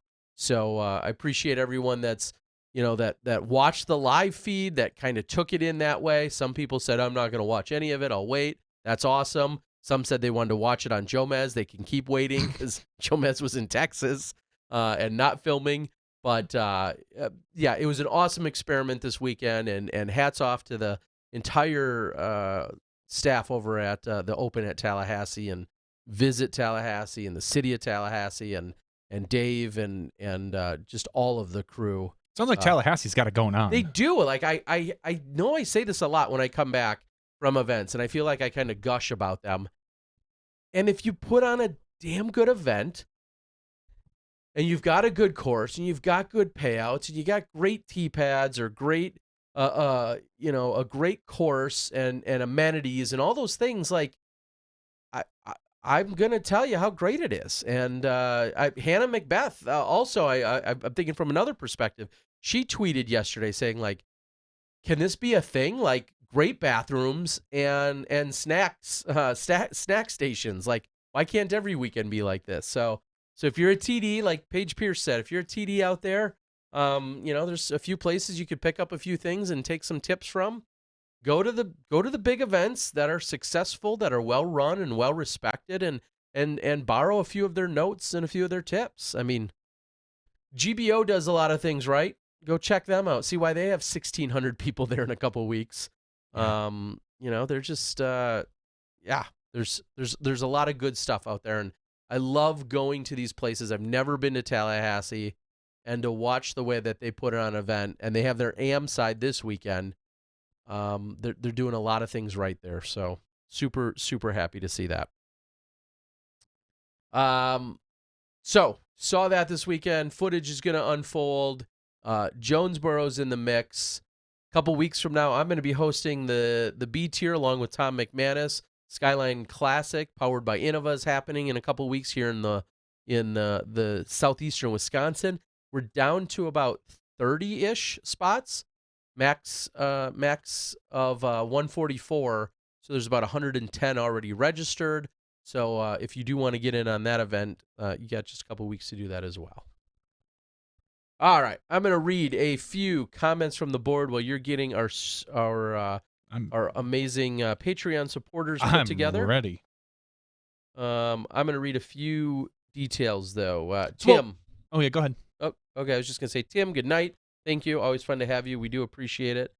And I know I said it a while ago. We are now just 9 days into April.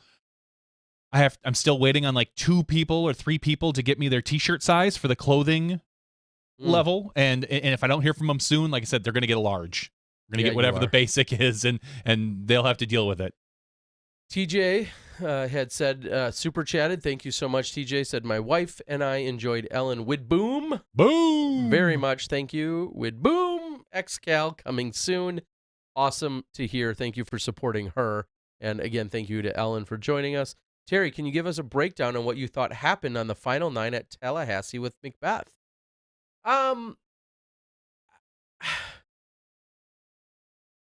There was just a sharpness that wasn't there for him, and I'm not used to seeing that. I'm used to seeing throughout all these years now I've watched him, There, Macbeth is one that's usually clutch in the moment, and I continued to watch the scorers, compress, and then they got to tied, and then I'm like, okay, well, will he, pull back out or not? And Calvin just kept the pressure on, and then obviously Paul ran out of holes, but I'm surprised.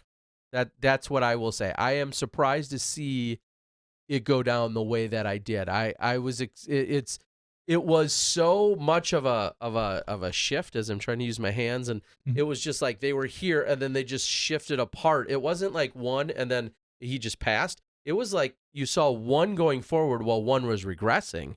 And I don't know if it was Paul mentally or physically or what, but whatever it was not what I'm used to seeing from him. And I'll say he started out the round what I thought, at the beginning of the round, he's got a few highlights in there. And I thought, all right, well, if McRae's not going to, stand up and put his foot down right now, Paul's just going to run with this. And then next thing you know, I mean, they were sitting on hole 8, the tee pad, and Calvin and Paul, as I was sitting between them, they were talking about Paul's performance a few weeks ago at Throw It on the Mountain. And Calvin's like, yeah, like you only averaged like 1087 for the weekend. He's like, you're totally slipping. He's like, you're so washed up. And they were just going back and forth, having a little fun with one another. And you could tell that obviously there's still that respect from, Calvin to Paul. As there should be. But it was a very surprising fashion that how that unfolded. So that's not maybe an answer for you, but I was surprised. And that rolls kind of into Paul's recent rating update. He's back up to 1054. Meh. He's 2 points shy of his all-time. The all-time. His and the all-time high. So I did not look outside of that. Who is anyone else at? I guess an Eagle or Simon would probably be your next closest. Eagle or Ricky, I should say. I was gonna say, or if you just, I could probably go to one. Or click on a previous event that you were just on and look at their names, or an event they're going to be at. They're going to be at, not previous, because previous would give you. Yeah, you're so smart. You're so smart. I'm so dumb. Macbeth's at 1054. Eagles at 1050. Ricky 1049. Calvin 1044. Anthon 1043, Lizotte 1040. Okay. So those are new as of today. I saw a lot of people talking about those. Someone had said Paul struggled with his putting. I have to think back to the individual holes and if that was really the problem or not. I don't feel like he was as sharp off the tee as he should have been. The number of Ken says the number of internet people that say they love Jomez yet have no idea what they are doing drives me crazy. Yeah, Ken, you're preaching to the choir then. And just to be clear, I know I've kind of referenced Jomez a few times tonight. We love those guys. Yeah, and they do amazing work. Heck yeah, they do. But it is, of course, a little obnoxious when people are clamoring for them to do things or they want them that they don't do yet, or that they don't do, plan on doing. Or like I said, when I was getting accused of kicking Jomez off the tour today in Tallahassee, when A, that's not my decision, B, no one kicked him off any tours, and C, they were in Texas. Like it kind of really tells you where it's at. That's funny. Rocky Mountain women caddies pay to caddy and they sell out. It is awesome. I don't know if those spots are still available, but I saw Ray Woodruff on the board a little earlier. Ray is one of the men responsible for that amazing event. And I think I saw him promise me a beer. But anyway, Ray, you should give us an update. I know that's over August 2nd, 3rd, and 4th out in Colorado. The caddies get a huge caddy pack, including a shirt usually, and then they caddy for women throughout the entire weekend, and I'm assuming they're doing something of that nature as well. Luna, plastic reminds me of the lunch trays that we had in high school. Okay. Sure, I guess I could actually kind of see that. Terry took a geology class to make that analogy. I don't even remember which one it was, so I couldn't have been too smart for it. So what do we have for a Patreon giveaway? I got some stuff. Okay. Terry's reaching over right now. For those of you in the audio, he's gonna pull over some plastic. Is that the first run Paul Macbeth one disc, or is that one of the protos? This is one of the protos. Okay. I've got that stored for another reason at the moment. Not quite as fancy, but I could see tonight. I've got what is this? Oh yeah. Looks like a Tear Bear disc. It is. We've got a couple of daggers to choose from. And yeah, I've got a red one and I've got a blue one. I believe they're both max weight. They are. So I think our winner tonight could certainly get one of those. If you're up for that, Johnny. I'm up for that.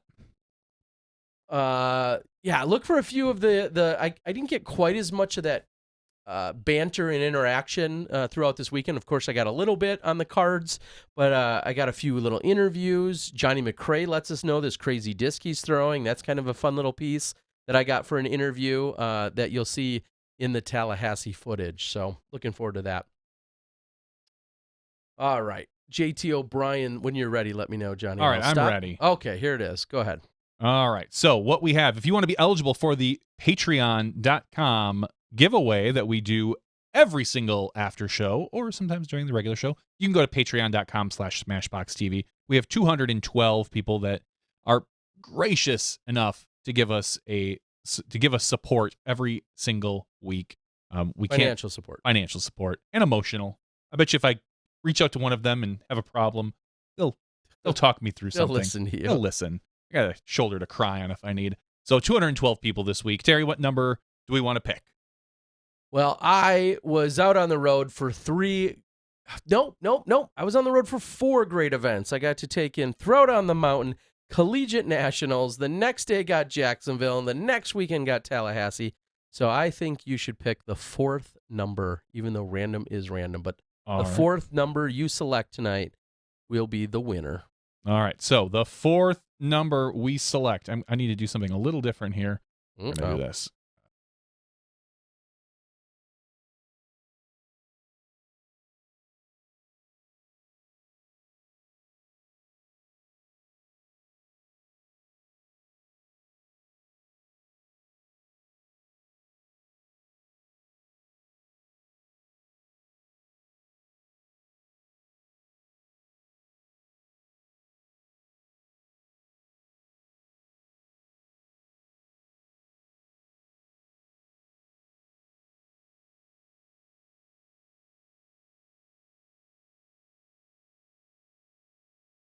There.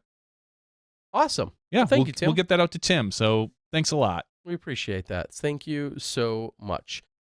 Someone had asked, it's not controversial, but did Johnny McRae give up? I don't think give up was the word. I feel like at a certain point he might have, I guess give up is a really subjective term, but I think he felt a little deflated. I think he felt a little frustrated.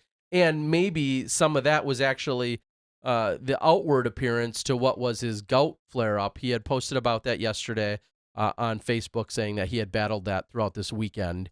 And so maybe what I saw versus what was really happening, I could perceive it one way, and what was happening was a slightly different reality. But he remained in pretty good spirits. Of course, I can't stress it enough. I've been to so many of these tournaments that everybody loves a big gallery, but that gallery also has to be really conscious of where our players are, and that you may not feel like you're being distracting, but sometimes being even off in a distance and making some movements could be really distracting. And I feel like it was great to have that gallery, but there were some times the gallery wasn't always fully aware of what was going on.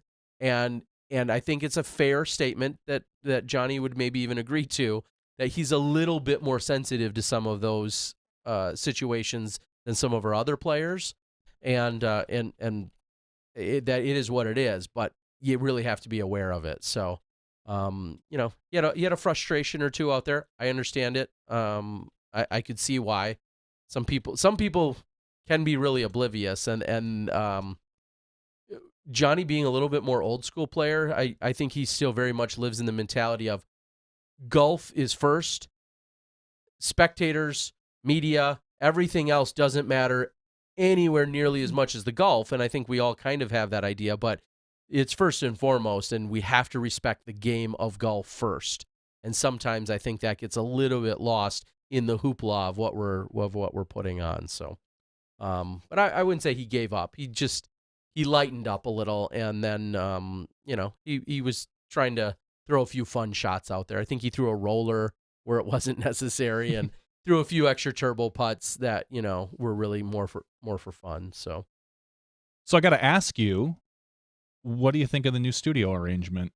Are you able to see the chat when it's way over there? I know sometimes you wear glasses, sometimes you wear contacts. Yeah, I always have contacts in, and it's so for those that don't know, we've typically had a monitor that then gives us some of the chat board just off to my right. It's literally right behind the camera. And now it's been pushed back a few feet. I guess I haven't been looking up there too much, but I could. I've also been looking at my chat. Mm-hmm. It looks like you okay. Organized and cleaned things up a little bit in here, hopefully to make things a little bit more manageable for yourself. Mm-hmm. When you had sent me a few photos this weekend saying you had done some reorganizing, I really was envisioning like you had shifted where our table was. I had originally thought about shifting the entire studio, basically turning it 90 degrees. So right now, if you imagine a rectangle room, we are along one of the longer walls. And I was thinking about shifting it so we were along probably what I would consider one of the shorter walls, looking more open into the room. But after after I put some thought into it, I realized that it was probably just easier to keep things where they were and shift a couple other things and make it. And the reason why I was thinking about moving to one of the shorter ones and going in the middle is because then we would each have a way out on the sides if we needed to, and just change some things around. But I think this works out just as well. And it didn't require a heck of a lot of moving. It just required me to go get one more shelf from Home Depot. Wow, you assembled that plastic shelf pretty well. The one on the left I did. The one on the right has been here. Yeah, no, that's impressive. And then I did get those bins, and I labeled them with the masking tape. Wow, that's some next level stuff. It really truly is next level. And ultimately, what really makes the room feel much more open when you walk in is not having the TV right there. Sure. And the fact that my wife then, I think she felt guilty because this was always my half of the basement and that's her half. Me cleaning up, she kind of was like, well, if you're cleaning up, I should probably clean my stuff up. So she cleared out a whole lot of her stuff. I think we took like 4 bins to a Goodwill and donated a bunch of stuff that we did not need anymore. And then she cleared out. I've got a storage area where all my plastic is. She went back there and cleaned out a bunch of her stuff, and we created more shelving space. It was really a good spring cleaning down here, but ultimately came down to I needed to reorganize the studio. Well, it definitely has a little more organized feel to it, like you said. And if there's one person that'd be not impressed, it would be Ellen, because she would. For sure. I mean, she'd come down here and she'd be like, I can do better than this. Yeah. Get your ass in gear. Nah. All right. I will go through a few more of the things we see on the board. JVD, is there still a plethora of tripping hazards on the stairs? Not bad. There's always a few. There's always a few pairs of shoes along the right-hand side, but ultimately not so much. All right. And tonight we are not running a cable to the upstairs. Yep. Because we have new internet here at the house. I've got the Spectrum gigabit, which is 1,000 down and 35 up. But I also why is that still so lopsided? There's a lot of the thing. So ultimately, there's that, and I upgraded the routers in the house because originally I had one router upstairs, and I always went out and got the Google Mesh, and I've got a router downstairs here and a router upstairs, so I'm set for that. So I did not need to run a wire through my house, 100-foot cable that runs up the stairs, through the kitchen, through past the bathroom, into the living room, plug into my router. And after GBO, I've got AT&T coming in to give me true gigabit, 1,000 by 1,000, 1,000 up, 1,000 down, which I'm really excited about. That So, is, and then I'll probably scale down the spectrum because I won't need it. It'll be like a secondary internet connection for my, strictly probably for a backup and for my family so they can do stuff while I'm streaming. Eric says that McCrae complimented me when I was spotting a tourney a few years back. Hashtag or 1,000 rated spotter. That's definitely good. They take note. I mean, I think our players do, and especially our seasoned players take note and really do appreciate when spotters are out there hustling around or doing a really good job at what they're doing. And they had a lot of great spotters out over all 3 of the last weekends I've been at, which was pretty awesome to see. Dan Harbeck says, what's up? Hey, Dan, huge smashy. Thank you so much for joining us here tonight, Dan. Dan, I don't know if I didn't see you signed up yet for that event in a couple weeks. And I didn't see title sponsorship is still available. So if you want to get in on that, you just got to let me know. Talking a little bit more about the internet, someone says that he didn't know if it was his internet or my internet, but it looks better. I'm actually pushing out at a higher quality stream because I figured with all this extra bandwidth, I can do that, and I wanted to do a little bit of testing. And when I think I told the story on the Facebook page that when the guy came here to replace my modem, he plugs it into some tests and he goes, "Whoa!" And I said, "Well, whoa is never good." Mm-hmm. And he's like, he didn't say, "Whoa, you're getting way too much bandwidth." Yeah, did he? like, dude, no. And he's like, these numbers are all over the place. This is not good. And I was like, oh gosh. So then he goes outside and it's pouring rain for about 2 hours in Milwaukee, and he happened to come during those hours. So he's outside in the pouring rain. He's like, yeah, you got water in your line from the thing. He's like, I'm surprised it even works. And which last week we had an issue when we rebooted. We were running into weird issues. When I rebooted everything, it took forever to come back up. And I think that was why, was that we were having issues with the water. So he replaced the line, he tested it, everything tested clean, and now I think we're cooking with gas. Wow, some actual water-free internet. Water-free internet. I'll keep all other comments to myself. SmashBoxx Unsanctioned. Someone's asking about that. What's your plan? Last night I interviewed Disc Golf Nerd. Nice. We did a little Disc Golf Nerd action. Him and I chatted for quite a while off camera as well, or off the recording. And so I just really need to just do a little bit of cleanup on the edit, and I'll upload it. So awesome. So that's the next one is Disc Golf Nerd, and I think I'm going to reach out to either Robert McCall or Bobby Cool Daddy Slick Breeze next. Okay. Looking forward, of course, to seeing all of that crew when we get down to GBO in a couple weeks. All right. Also on the board, Alexis says he's late. How you doing? Glad to see and hear you tonight as well. So really solid crowd here tonight. I hope everyone enjoyed our action with talking with both Paige as well as Ellen. Thank you, Alexis. We appreciate it. The super chat here tonight. You are awesome, not us. Will the ratings be updated on Skip Ace? How does that work? PDGA's ratings came out tonight. How does that impact over on the fantasy side? I believe we do an update rating. I forget because we said at the beginning of the year, so I'm going to have to go back and look. But I believe they update the week before the event, and then we keep them there for that week. And then so the next ratings update, I believe, will happen sometime this weekend. And go with that. There was some questions, and I know we've talked about it before, about somebody had seen that he had made some picks earlier in the year, the ratings changed, and he was over, so he went and repicked. And I said, and there was some discussion about it on the board, and I said, oh, you don't have to do that. If the ratings change, you are grandfathered in to your rating. So even if everybody you pick happens to go up in rating, and now you're 10 points over, as long as you made those picks before the ratings change, that's just the easiest way. Because in order for, because ultimately you could pick someone who goes down in rating and up, and you might only be a couple points above or below. If you decide you want to update your picks, at that point, then you have to go with the new ratings numbers. And the easiest reason to explain why that happens is I want people to be able to pick well ahead of time. If they want to pick 2 or 3, 4 weeks ahead, if we did it that way, I would have to force people to only pick the week of the event. Yeah. And then, there's weighing. You go on a Disney Princess cruise, you don't have access to internet, you can't make your picks that week. That's right. And so ultimately there's that. And I'm going to look into ways to see if we can update maybe next year an alert if one of your players withdraws from the event in ample time, because this past weekend at Nick Hyde, a lot of people picked Little Paige. Yeah. And she was not able to make it because we found out that a valet went to park her van, caught something, and basically shredded the top of her van. And so she was not able to make it there. So a lot of people kind of, well, quote unquote, suffered and had to get their alternate pick. And she knew a couple days ahead of time. I believe it was like 2 days before they pulled her off the registration.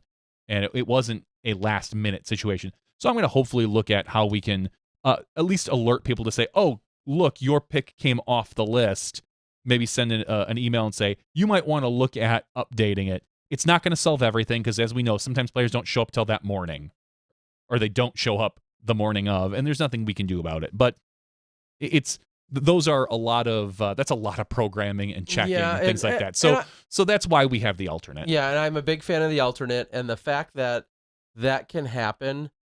And again, maybe I'm just a little more harsh, and I don't play actively anyway. But I'm okay with that. Like, and here's why: if you care that much, you probably maybe want to follow these players on social media. You're gaining. If you gain that advantage, like it's an knew advantage.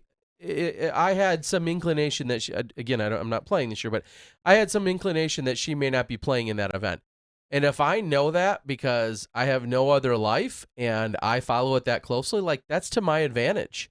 Or if I know that Steve Rico was going out for a birthday celebration the night before an event, and I originally had him picked, and I thought, no, I know he's going out tonight. I'm just making this up, of course. And I want to alter it. Like, I personally feel like if whatever advantage you have that you know of said player, maybe that player's staying with you. As Ellen Widboom was talking about during hers, maybe she's staying with someone, and the day before the event, she's saying, yeah, my shoulder really hurts, and I'm not feeling too good right now, and my confidence is down, and she's staying with you. That's your advantage for putting her up. I don't think that if you want to share that information, you can, but if you don't, I'm sorry. I think that's all fair in this game. I agree, 100% agree, and part of it is just the sheer programming. The back end of, alerting players, alerting users when players withdraw. And, some of it there is an advantage, which is why I give people the option, if you want to create a league and not have an alternate, that's an option. And you want to play by the harshest of rules that says, I'm sorry, your player didn't show up. You clearly, that is an option as well. I'm trying to give as many options as I can. Next year, again, I think I'm going to focus on two things. I'm going to focus on alternate scoring methods for leagues, so let you pick maybe a different way to score rather than just my set standard.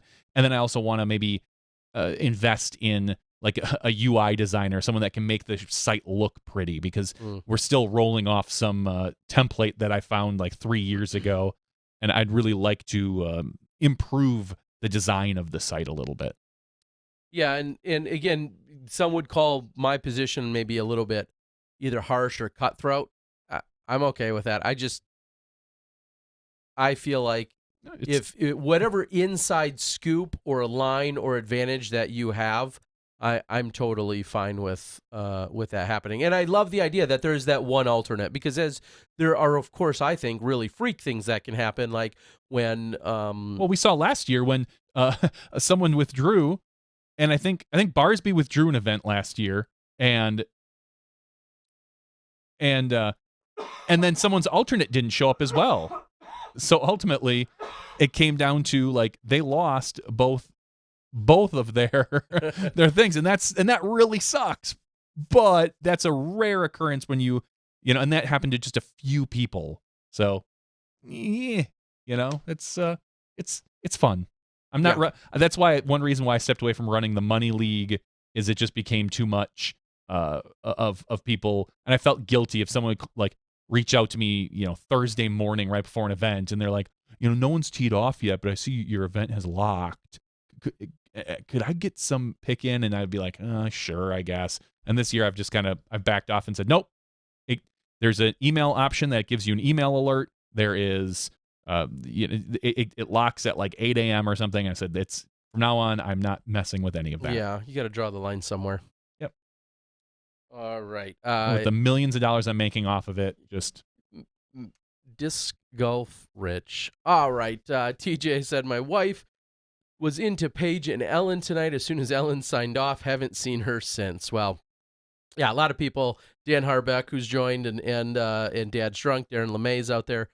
You guys definitely missed out, and hope you guys go back tomorrow and are able to consume those interviews. Both of them were awesome to have here tonight. To be fair, I basically stopped paying attention after Ellen left too. So. Yeah, wow. Good call.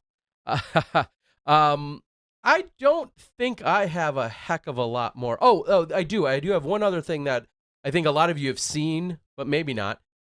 Is it your haircut? Nope, I haven't seen that in months. Are they Cubs wins? Because we haven't seen any of those. That. And I intentionally did not change my sweatshirt. I am wearing a Cubs sweatshirt here tonight. For anyone that's ever wondered, did Terry become a fan when they won the World Series, or am I? No, I've been a fan all my life, long-time fan through a lot of those times when they didn't perform well, and I have no shame in wearing it now. So when they win a pennant later this year, somebody can look back and say, yeah, Terry was wearing them when they were 3-7 and had this abysmal start that they've had this year. So no, what I was going to say, I think it was probably on Reddit, but then filtered over to Facebook, and I'm going to promote the heck out of it starting tomorrow. The chart of career earnings with the PDGA.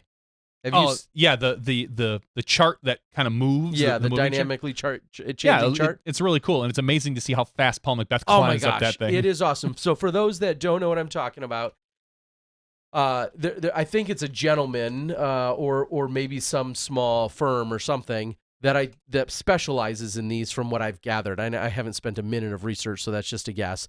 That takes all of the career earnings, I want to say from like the top 20 or 50 players. I think you can even adjust the chart. And it shows you dynamically starting in like 1980-ish or something. And it shows you the top money earners, career money earners with the PDGA as the source. And you quickly see like Dave Greenwell shoot up to the top, and then you see a Ken Climo come flying up and, of course, pass Dave Greenwell. And then you see, what we've seen in the last decade or so, your Wysocki's and your Ulibarris, your Dosses, your LeCastros, and, of course, Paul McBeth.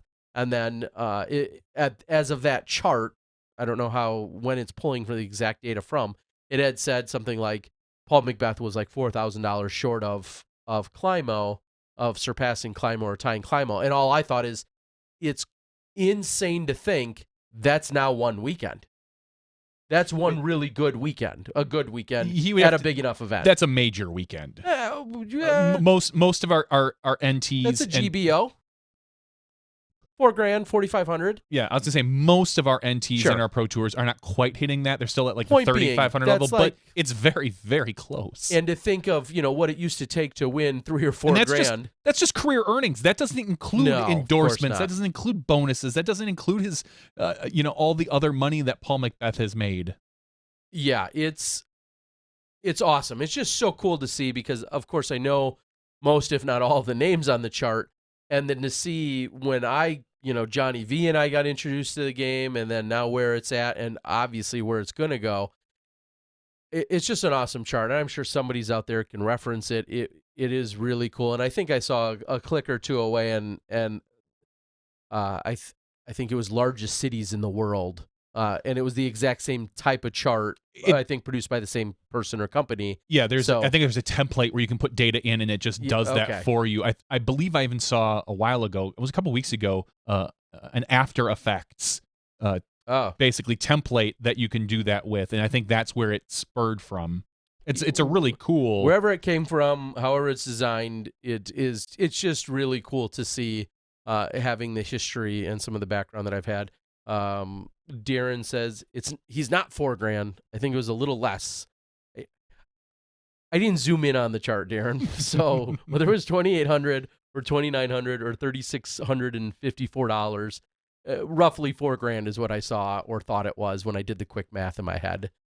Nonetheless, it was. The chart is cool, and like you said, you put endorsements in there, and of course Kenny's are going to be sizable. But then knowing what we know about Paul's endorsements and Ricky's and some of the other ones that are out there, yeah. And I think I saw someone ask just that.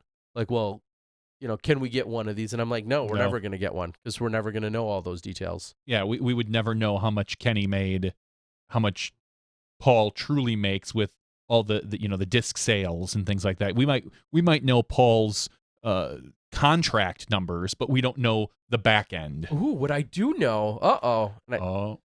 Share it, Terry.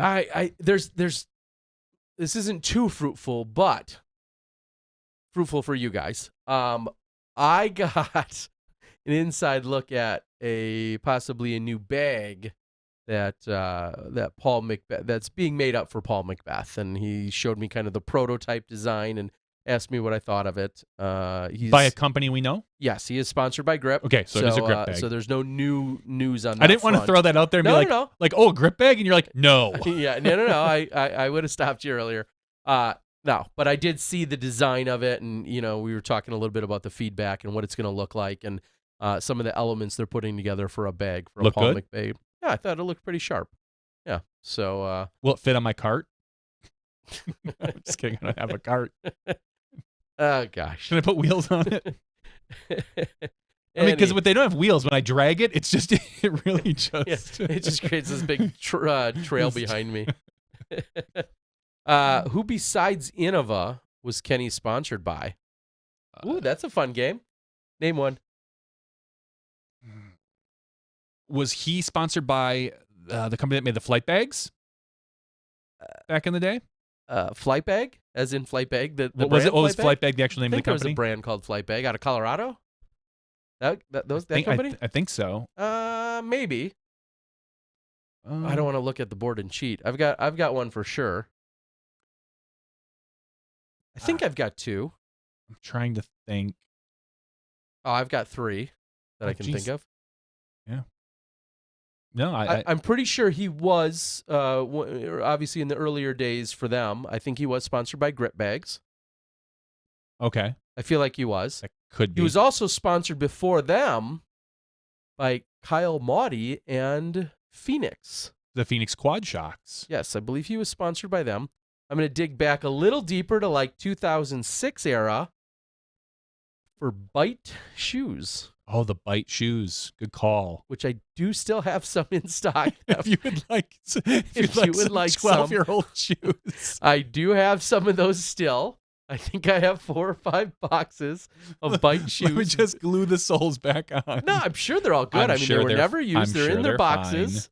So if you want a piece of history, take a bite out of a piece of history. I've got Bite shoes for you. Also, I don't know if he was ever sponsored by Cliff Bars. I don't believe he was. Bite shoes was my other big one. Keen. Yep, he's been sponsored by Keen. Definitely sponsored by Keen.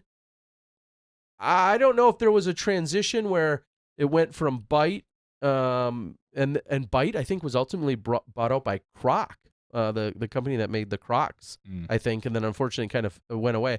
But then there was a disc golf connection to Solomon, and I don't know if he was part of that or not. I think Barry was. Barry was. I don't recall if Kenny was. Maybe somebody on the board could. But I don't know if he went to Solomon, but he definitely then was with Keen. Gosh, I'm trying to. I'm just going to assume, and maybe this is dumb. I'm going to assume at one point he was sponsored by Birdie Bags, like the original Birdie Bags. I feel like he was. I think he was sponsored by Jorts. Yeah, they could be, and one Nike, and one shorts as well. Gosh, now I'm starting to think of a couple of his shirts. Like 2006 when he won that Worlds, I'm pretty sure he was wearing Bite shoes, and that was one of his big sponsors at the time. Huh? I don't know. Does anybody else have any others out there? That I bet you if we go to is KenClimo.com still available? Yes, that's what I just went to. There you go. Oh gosh. Zone Driven. Yeah, I was gonna say no. I'm not gonna look. Cloud9 was a sponsor. I know Cloud9 sponsored him and Barry for a little while out of Tennessee. and Above Gravity at one point also sponsored him wherever. I think they were out of Florida. Yep. So it says in here his sponsors are Innova, Zone Driven, and Birdie Bags. Yes. Preferred shoe, Bite disc golf shoes. Preferred clothing, Innova, cool, loose, comfortable, and nowhere do I see jorts. All right. All right. Although I recall him wearing them. Sometimes I feel like I'm like the disc golf Wayback Machine, where I can we can take a step back in disc golf history a little bit. That's pretty funny. All right. Tip Shirt asks, Terry, what's your history with disc golf? Ever sponsored? I can answer that. Yes, Terry's been sponsored by almost every major manufacturer at some point. Just shy of Prodigy, I think, and Dynamic Disc. You were sponsored by Legacy, most recent, I believe. Sure. And then you were sponsored by Innova before that. Yep. Discraft. Well, I told them to take a hike. Discraft before that. Told them to take a hike. Innova before that. Told them to take yeah. Yeah, in terms of official play and sponsorship, funny story went that in right around 2005, Barry Schultz went to Innova and said, "Hey, this Terry Miller guy is doing some stuff. He's I think he probably said he's a decent player, but he's doing a lot of other stuff outside of just playing." I was probably rated 2005. I was probably rated around 980-ish. Probably around 980. And Innova, kind of always has had, and a lot of the companies, Innova and, well, the only companies were Innova and Discraft, really. And they really had that, like, magic 1,000 barrier mark, 1,000 rated barrier mark. And they just didn't, they just flat out said, yeah, that's great. It's cool he's doing stuff, but we don't really have a spot for him. And the next day, Timmy Gill, there's another blast from the past. I feel like it was the next day, Timmy Gill called up Discraft and said, there's this guy over in Wisconsin. Timmy's from Minnesota. He's your AM World Champion from, 1995? Timmy called up Discraft, and like almost literally the next day I was on the team. And it was obviously an awesome honor, very cool. I've got some shirts to pass on to Paul Ulibarri and Paul Macbeth still. You just wait. I've got some ideas. And so I was sponsored by Discraft for a couple of years. They were awesome. I remember that Discraft, and to this day I'll never forget that if you were in a news article, like an actual newspaper, and you got Discraft mentioned as part of the article, you got like a bonus 25 discs or something. You received 25 discs. I do recall that. As a media bonus, and that was just one form of the agreement, or a part of the agreement. And I may have been one of the bigger recipients of that. Oh, and that was before I was in any official disc golf media capacity, but it's funny how I worked that angle. Yeah, you did. I remember that. Sorry, Discraft. I think you're still Terry discs from that, probably. That is funny how the media has changed in that matter, where the manufacturers used to be like, hey, bonuses for mentioning us in the media. Now we have so much media in disc golf that's not even a thing anymore. No one probably There's some incentives with regards to media, and I'm not going to break all those out now. But correct. Yeah. But yes, the things that are type of, obviously. I mean, that was before the days of Facebook, even, for instance. So I was with them for 2 years. Started things rolling around that I was going to be involved to be the tournament director for AM Worlds.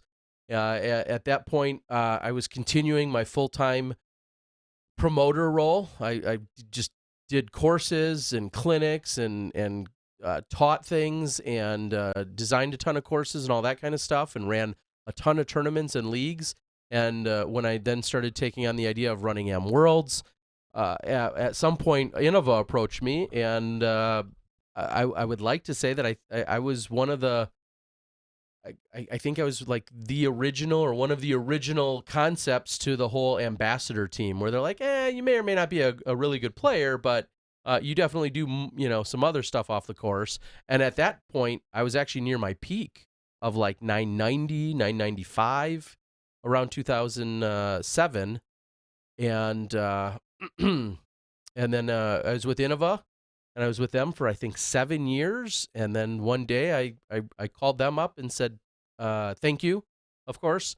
And I had formed such a close relationship with Steve and Bomber Rico and Legacy, and they wanted to support my media efforts even greater to a greater extent, and then formed that relationship with Legacy. And at that point, things really took a change changed drastically because A, I was barely playing, but B, things were starting to form as to people claiming rights and being concerned about, in 2014, we wanted to cover the memorial, or 2015, we wanted to cover the memorial as SmashBoxx, a newly formed SmashBoxx, and we had told Dishcraft and the memorial staff, hey, we'd like to come cover the tournament, and it won't cost you a dime because Legacy's going to pay for it. And they said, okay, no problem. And then the next day they called us back and said, wait, we have a problem. And at that point, then that was kind of the beginning of like, okay, who claims what and who pays for what and what do these relationships mean? And of course, we're still kind of forging forward. Chugging along. So that's a long-winded answer to my sponsorships, but those are, some of the things that have gone behind the scenes throughout all these years.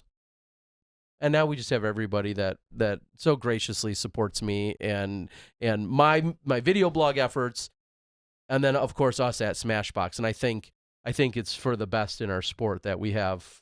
Any company can call us up, and we're going to do the best possible job we can to represent your event and your players on any given weekend. So glad to do so. All right. I'm going to read a few more things, and then I think it was fun to think about old sponsors. I feel like there's a game in there somewhere. Do you? And oh yeah, I've mentioned this before to you. Someone didn't believe me when I said there used to be a disc golf bag that's strapped to your leg. Oh yeah, the from gotta go, gotta throw. Yep. It literally from your hip down Made to your famous ankle. by LaRon Harris. Yep, and you slide the discs all the way down your leg. It looked like a leaderboard for discs, just straight down your leg. And I wish I could. If anyone can find a picture of that, there probably is one in a disc golf magazine somewhere. If I really cared enough to go back, but I've looked everywhere and can't find it. Really? I swear I've looked everywhere. I've searched gotta go, gotta throw. I've done the internet search.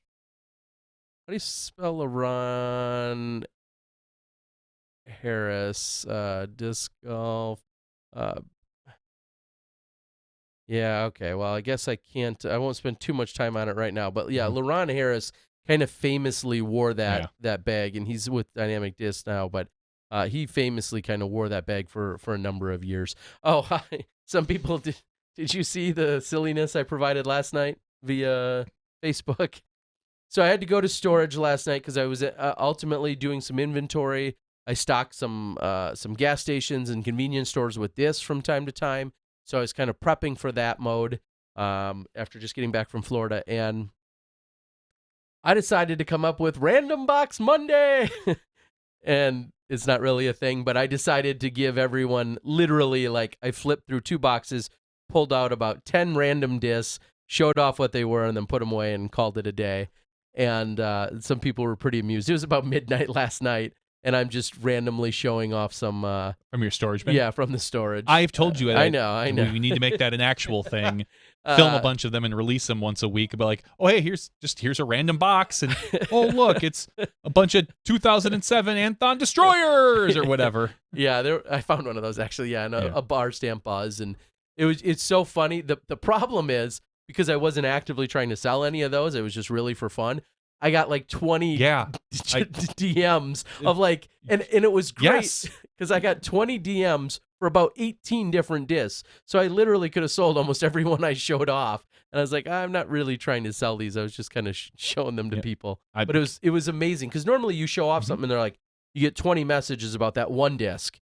But no, there was something in there for just about everyone. It was pretty funny. Trust me, anytime I've ever taken a picture or shown a disc, like when I pulled all the discs off the wall over there behind the TV, I took a picture of someone, showed it. Someone's like, oh, wow. Like, or I took this down as well, and all the discs are off behind the backdrop now because there used to be discs behind there, and I pulled them all off, even though the nails are still here. I can feel. And one of them was like a 20-year gold AVR. Mm-hmm. And I took a picture and showed like, oh, check this out. And someone's like, how much? I'm like, no, I'm not selling it. I just thought it was cool. I wanted to show you. So something that is cool. I did get Paul Macbeth to sign. Oh, you probably haven't even touched a Kong yet. I have not touched a Kong, but thank you. I'll keep it. No, you won't. So I did get Paul to sign a few of these.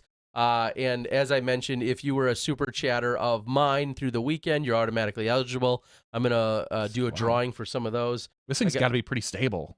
Well, I mean, it's got a 1.9 stability. Depends on how good you can throw. But it's pretty stable for me. Here's a couple of the Kongs that I had. And then I also got a bunch of the first run Raptors. If you're in need of a Raptor, go ahead and feel that. That is available. There you go. You I have some of those. Paul thing back.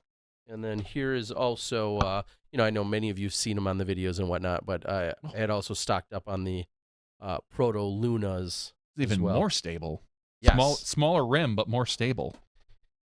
Yeah, so those are some of the new ones, and I've got the Forces and the Buzzes and all those other ones. Those are all for sale. I got some of those. Some of you have won stuff in the last few weeks, so there might be a few surprises that show up if you've already won from us at SmashBox. But I also have a lot of the stuff available outright. So, Dan, I don't know if you won that Macbeth signed Kong, but there will be a drawing, and that video will be released tomorrow.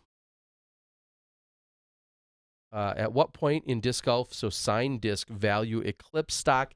That's a good question. I mean, we all know, that I think that discussion's gone on forever, that our players are relatively accessible. Almost all of them are still alive. And so, getting those signatures isn't as nearly as tough as it used to be. Yeah, or it is, I'm sorry, with some of the other sports.